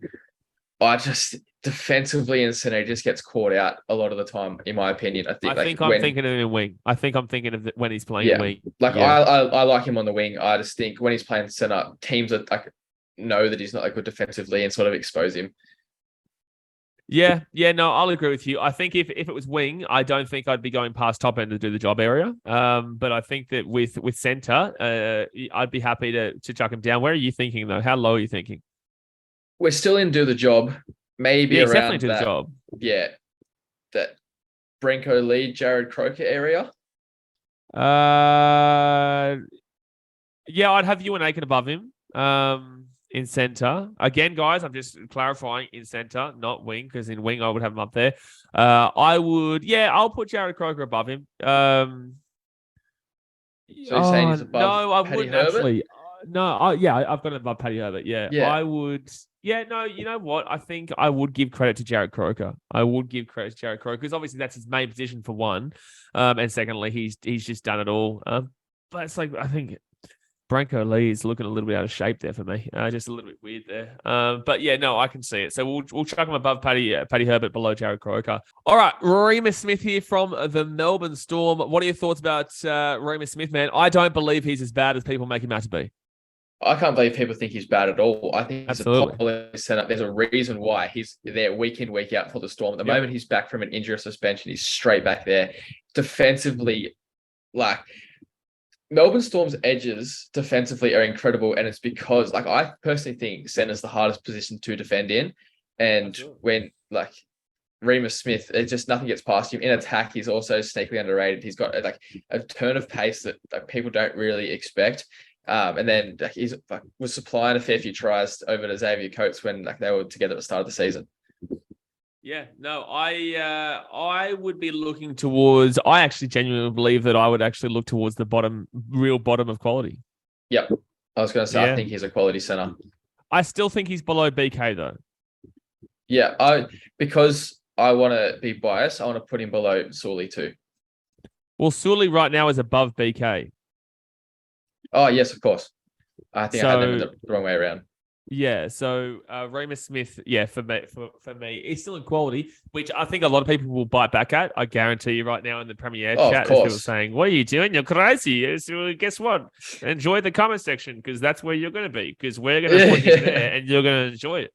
You're going to hit that thumbs up button and say thank you very much for providing us Remus Smith in quality.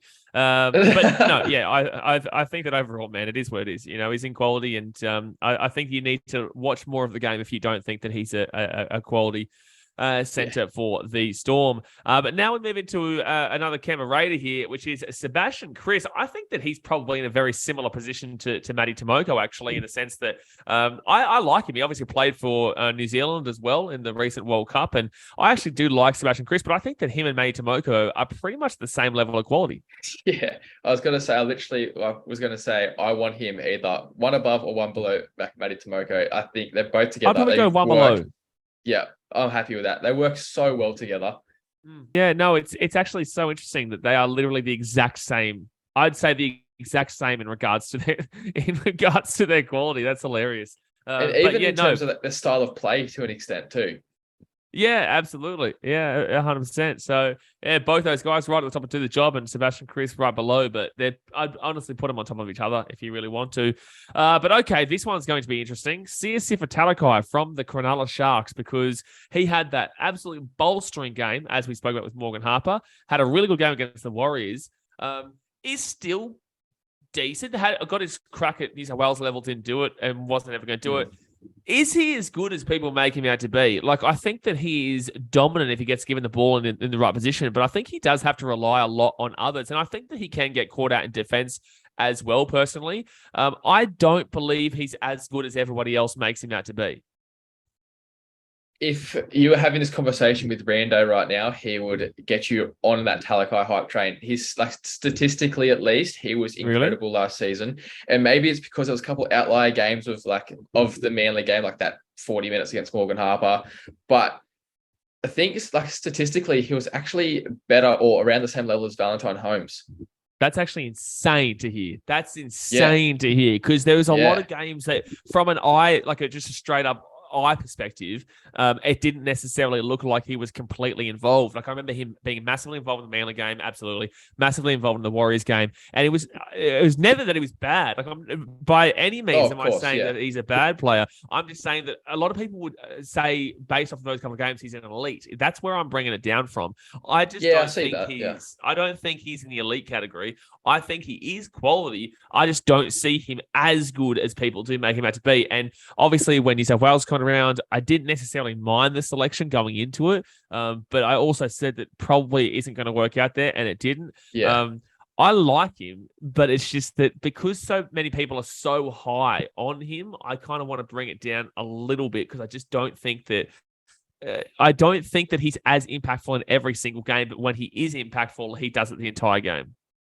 I get that. I think his impact is more coming out of the red zone, because I think he takes a lot of Mulatalo's runs for him, because he was averaging something crazy, 180 meters a game from center. So I think that's sort of where, statistically at least, he was making up the numbers. Where are we looking at here? Where are you looking at here? Because I'm probably going to say a little bit lower, but where are you looking at here? I do think he's a quality center. Yeah, he's definitely quality. Maybe below that Remus Smith mark. Oh, down that far. Oh, I was thinking maybe around the Sully. I was thinking around Sully.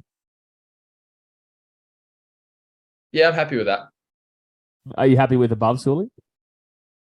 No, because it's my boy. I think based on the fact that he got that New South Wales gig is where I'd argue that maybe we chuck him above Sully there. He goes above Sully. You could even make the argument probably above Tango, but based on the fact that he is that New South Wales rep, he does also play for Tonga. But I think defensively speaking, I still prefer Schoupp. Yeah. I think I like him between like Tago and Sully. Tago and Sully. All right, we'll chuck him there. We'll chuck him there. I mean, I can't wait to see what people say. I can't wait to see what people say about that one. Exactly right. But I think that this one's going to speak for itself. The next one for the Penrith Panthers, and it's going to be Stephen Crichton. And I believe that he just has to simply go into elite. This guy is clutch, man. This guy is clutch. He's got the X factor. He's got the defense. He's got the attack. He's won 2 back-to-back premierships now, and he, was a big part about both of them. Actually, individually, kind of won the Panthers the grand final in 2021 with his intercept from Cody Walker. I would have him elite, and I personally would have him just below Joey Manu. That's exactly where I put him. Put him second, just below Joey Manu. So I agree with absolutely everything you said. He also took Samoa to their first ever World Cup final, pretty much on his back in those last field goal games. too. He's so clutch, bro. It's ridiculous. Yeah. Truly, that guy is just something else, man. Especially with such a young head on his shoulders. He's 22 and he's doing this stuff. Anyway. It's just unfortunate he has to deal with a Muppet with an ego in Jerome Luai. But then again, they're both very, very quality. So, the whole team has got an ego about it. But stop them. You can't tell them to shut up until you shut them up, baby. So exactly. That's what I say. Jerome Luai is an absolute moron. But in the same sense, you can't not enjoy it. And if you don't enjoy it, then you have to stop it. Well, shit, do the same thing with Crichton because he's bloody killing it right now. Top 2, elite, bang, there we go. Thanks for coming. Next up here, we go to Taane Milne, I think it is, for the Rabbitohs. And Taane Milne, that we're going to forget what he did at the end of last season. That was very, very silly. Very, very silly. What would your thoughts be about Taane Milne?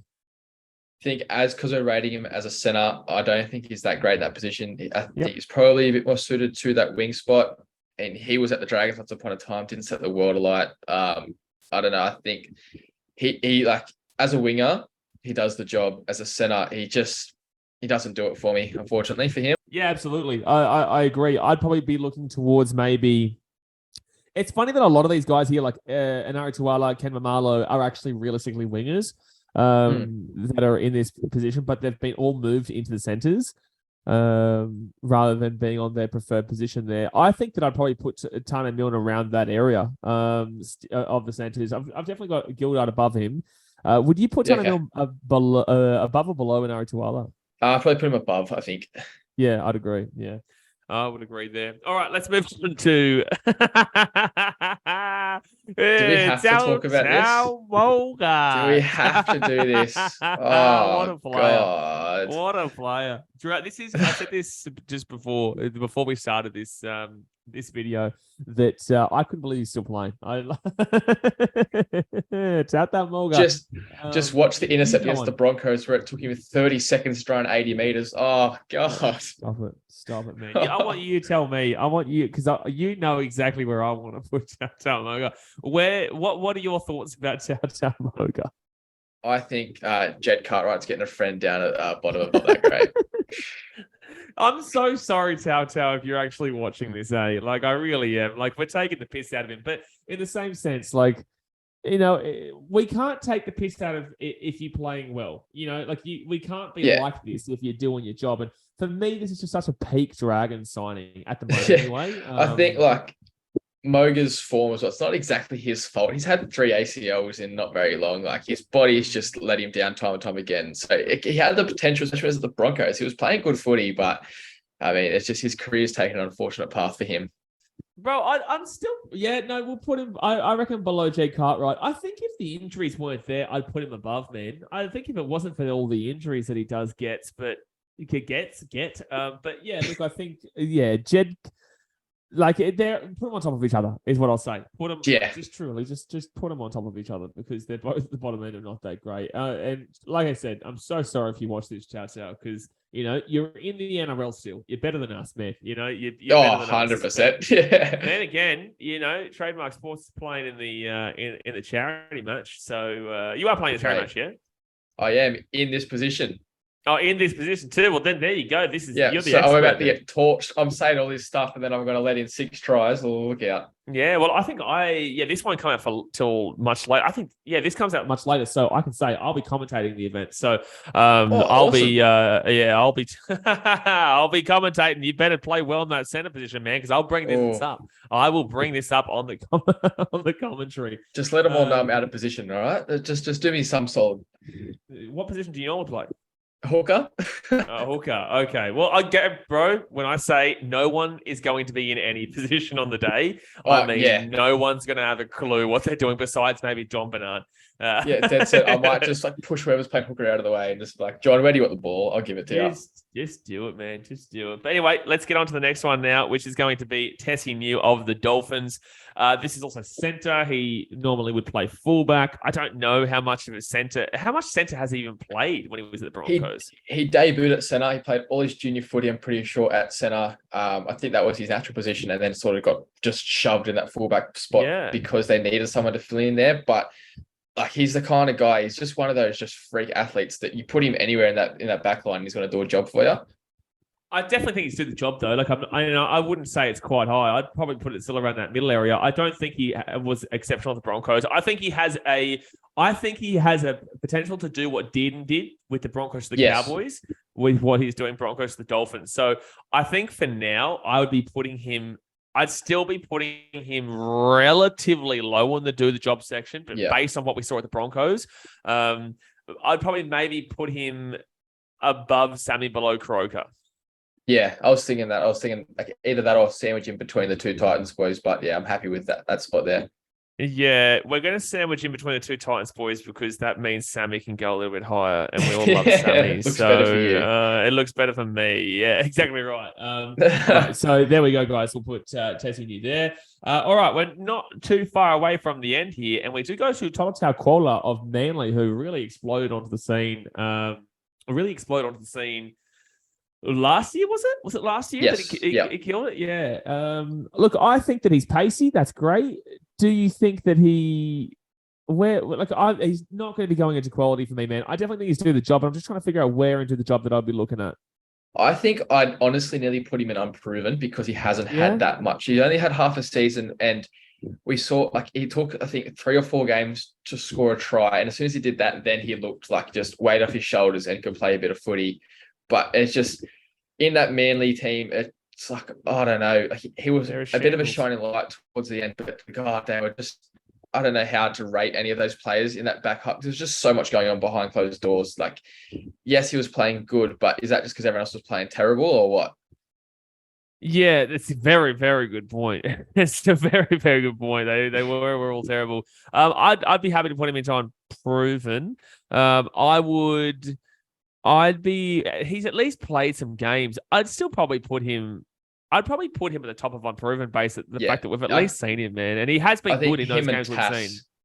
Him and Tass, you can sort of put either first or second, and I'm happy with that. I think the hype around Corner probably puts him above, though, based on what people, really were speaking about in the public and whatnot. But overall, put them together, put them on top of each other, realistically. But someone that we're probably going to be putting into a pretty dodgy position here is going to be, I think it is Tommy Talau here, isn't it? It is the big fella. Tommy Talau from the El Tigres. Where are you putting Tommy Talau of the Tigers? Poor Tommy Talau is another guy who's just been pumped with injuries. Yeah. He's sick. I've just done a quick Google search of him now because I want to see how many times he's actually played. Okay, he's played 35 games. That's more than I thought. He's definitely played enough, yeah. Because he's still only 22, which is surprisingly young. He is young, man, but his defense is shonky. He really is. Yeah. And I hope Tim Sheens is the kind of guy that should be able to get him on the right track, hopefully. Tim Sheens not the coach. Well, Benji Marshall. It's Benji Marshall. And if it's not Benji Marshall, Tigers, I just want to say that you are a shambles as an organisation because you're saying that Benji Marshall's going to be coming in. You got Tim. I'm going to lose my mind over the Tigers in a moment. Here we go. But yeah, so where would you put Tommy Talau? He's not that great, but he's better than Tautau Moga. Just based purely off the fact he's got some potential still. I'd put him. I'm scrolling up right now. I would still put him above Brandon Elliott. No, I put him below Brendan Elliott. Okay. I'm happy around that area. Ooh, yeah. Yeah, we'll put him below Brendan Elliott because at least Brendan Elliott is kind of like, I don't know. We've seen more from Brendan Elliott personally, is what I would say. But yeah, we'll that's true. There. Yep. All right, 6 more to go here, and we've got Valentine Holmes, and man, he's bumping up from quality to elite for me. I think he had an absolutely extraordinary season in 2022. Obviously, was disappointing before that, but that's because he was come back from the NFL, never really got into his rhythm. Went into his rhythm last year, and my God, he was incredible for Queensland. He was great for Australia. He was great for the Cowboys. He was great. I'm putting him in elite, and I would have him third. Yep, I'm happy with that. I think one thing that sort of went underrated is he switched to centre as well. I don't know if he's played a full season at centre in the NRL before. He was predominantly on the wing at the fullback or wing, and fullback as well. And going to centre, he just made it his own. Yeah, and wing he was elite, and then fullback he definitely was average. But then centre was really unbelievable. So yeah, defensively incredible, attacking wise incredible, rejuvenation season for Val Holmes, and I really hope he does it again this year. I really, really do hope for that to be the case because he was just simply incredible last year. Probably one of my favorite, if not my favorite player to watch in 2022. But 5 to go here, and we've got a Dolphin here, which is a Valence Tefare, I think it is. A Valence Tefare from the Dolphins. I think he's got to go into the unproven. I think he might have come from the Panthers, if I'm not mistaken, at some stage. But I think, he's Queensland Cup. Dolphins. So he has a rugby union background. Okay. Last season was his first ever year of rugby league, and he was ridiculous. His Q Cup highlights are crazy. Like he's pretty much Conrad Hurrell with a lot of pace. Gee whiz, Conrad Hurrell with a lot of pace. Oh my goodness, mate. That was when Connie Hurrell was on fire, man. Like that was he was something else back in the day, man. So that would be great. So he does look like he has a Connie Hurrell kind of build. Obviously, so everyone sees his build and they sort of think, put him in second rate. Nah, keep him on an edge. He's quick as get like Wayne Bennett to teach him how to play footy. Situation. Yeah, he's like Talakai, but a bit taller too. He's just a massive frame. I feel like by the way you're talking about him, we should put him at the top of Bloody Unproven. I love him. I'd be so happy with that. Like he's a freak. We're doing it, mate. Are you hearing it first? Valence Tefare. I hope that's how you pronounce his name. Going right to the top of Unproven. 4 more to go now, and we've got Viliami Valea from the Warriors. Is this another one that's going into Unproven, or did he have enough games last year? No, he's Unproven for me. Yeah. I haven't seen much from him, but I feel like he got a couple of games. I still think he got a couple of games here and there. But he shows some good glimpses. I think he's definitely a guy that the Warriors fans can be excited for the future. But for now, he's definitely Unproven. Probably middle of the pack. I was thinking below Isaac Thompson, above Dean Mariner. Yep, I'm happy with that. Yeah, we'll chuck him there. All right, final 3 now, and we get to a couple of the Eels boys now. Before we end with probably your favorite player of all time, but we get to Wonga Blake here. We get to Wonga Blake of the Parramatta Squeals, and this guy has had up and down seasons galore, but I do think that he is a very good player overall. Wonga Blake has had some very bad defensive times, but also has had some very good defensive times. He's had some very good attacking times and had some very bad attacking times. What are your thoughts about Wonga Blake? I'd still be looking to put him in a pretty high position. It sounds crazy because he had a fair bit of like drama under the high ball last season, but I think he might be suited to the wing spot a bit more. Mm-hmm. But in saying that, when he plays in center, like before we signed like Moses Sully, if you had told me Dragons were signing Wonga Blake, I'd be over the moon. He's like a really good player, definitely do the job, probably in that upper echelon, in around that Momorowski Hiku sort of area for me. What do you think? I've got him above Dylan Walker. Okay. Yeah, well, that's only a couple of places above. So yeah. It's not too far. It's not too far apart. And I think that I think it's actually being a little bit disrespectful to Wonga Blake because he is a grand finalist, and I think that he is a very good team, and he has to hold his own quite well of the Eels. That I could easily see him being right at the top and do the job as well. Yeah. Where what would you say to that? Like, do you think he's definitely not above Matty Tomoko on that? I think because of the consistency that Tomoko and like Seb Chris has shown that like he's above that, like I'd have them above him.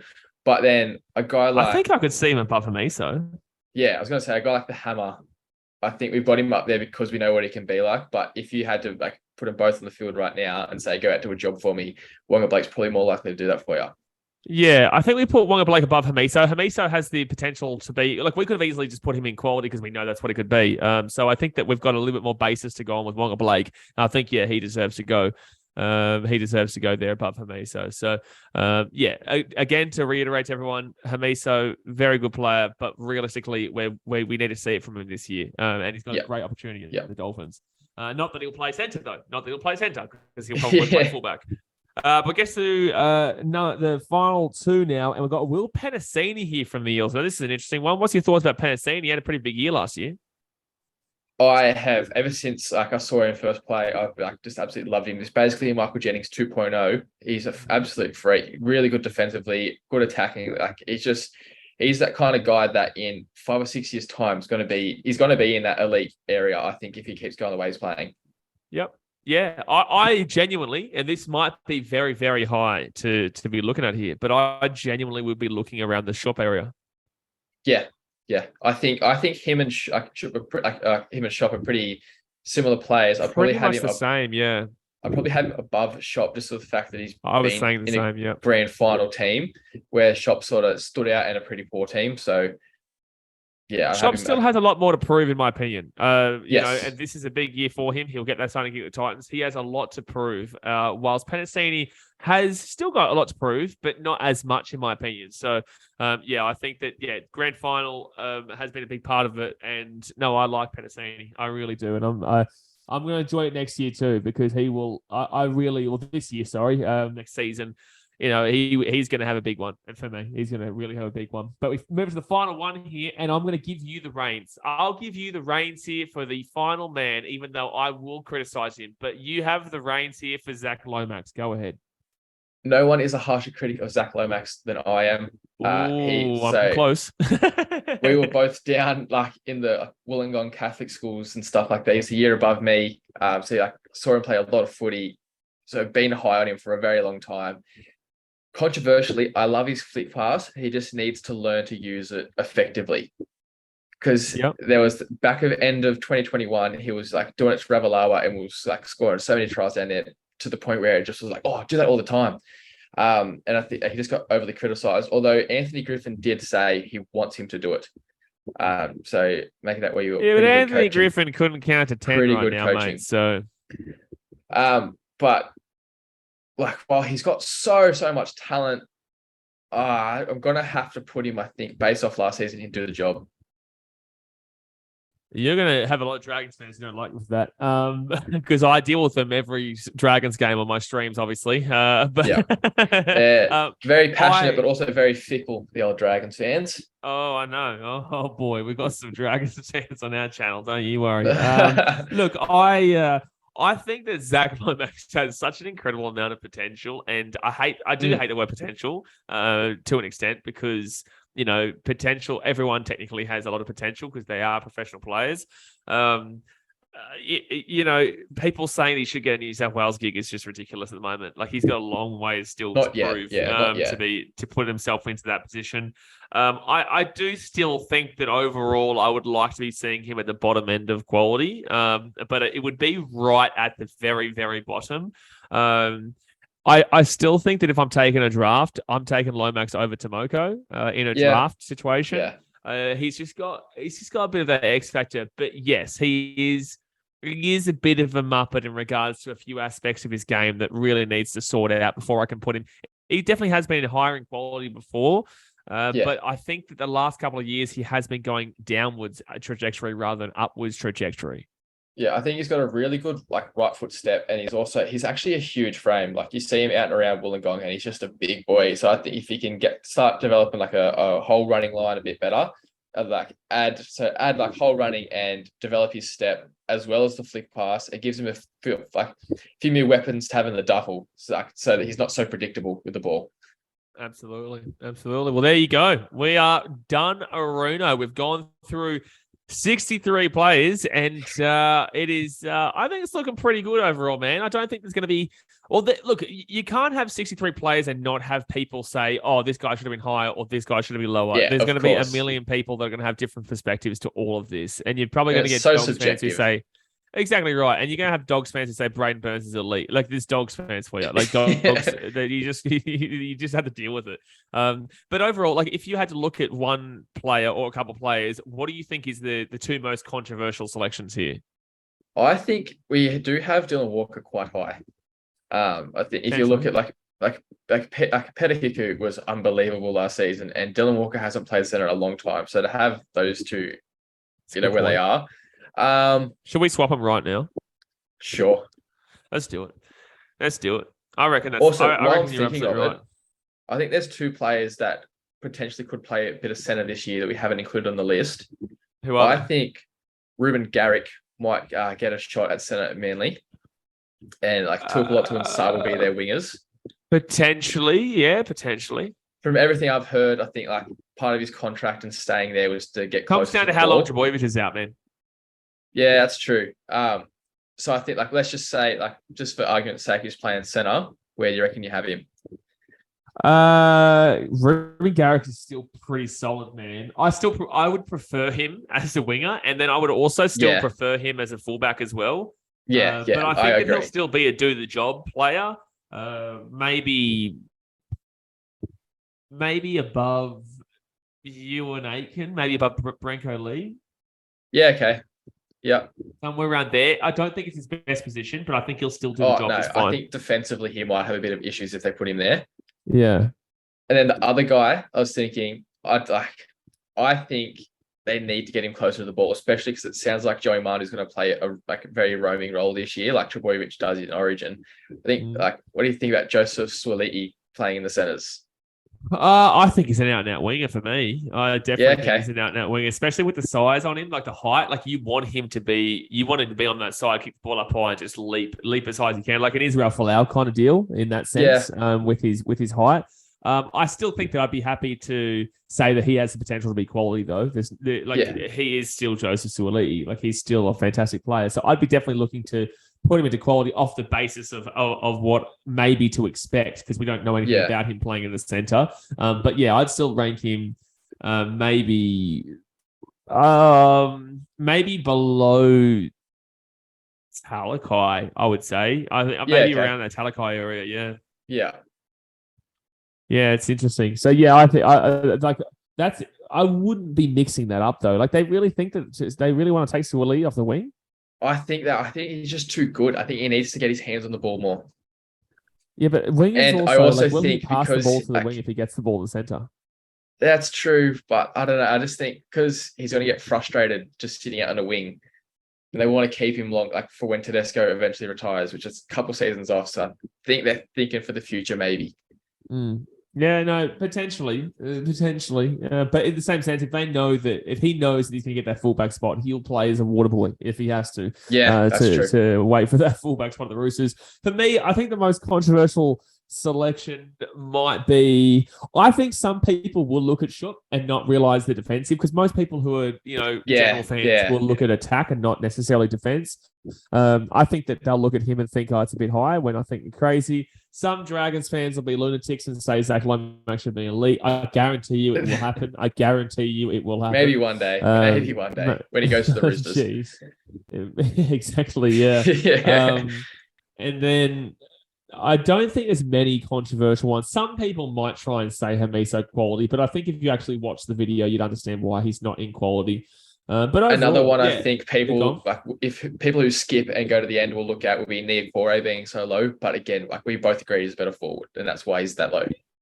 Yeah, exactly right. No, exactly right. But there we go, man. We're all done here for today. Thanks for obviously jumping on. Let everyone know where they can find you if they want to go and watch your content.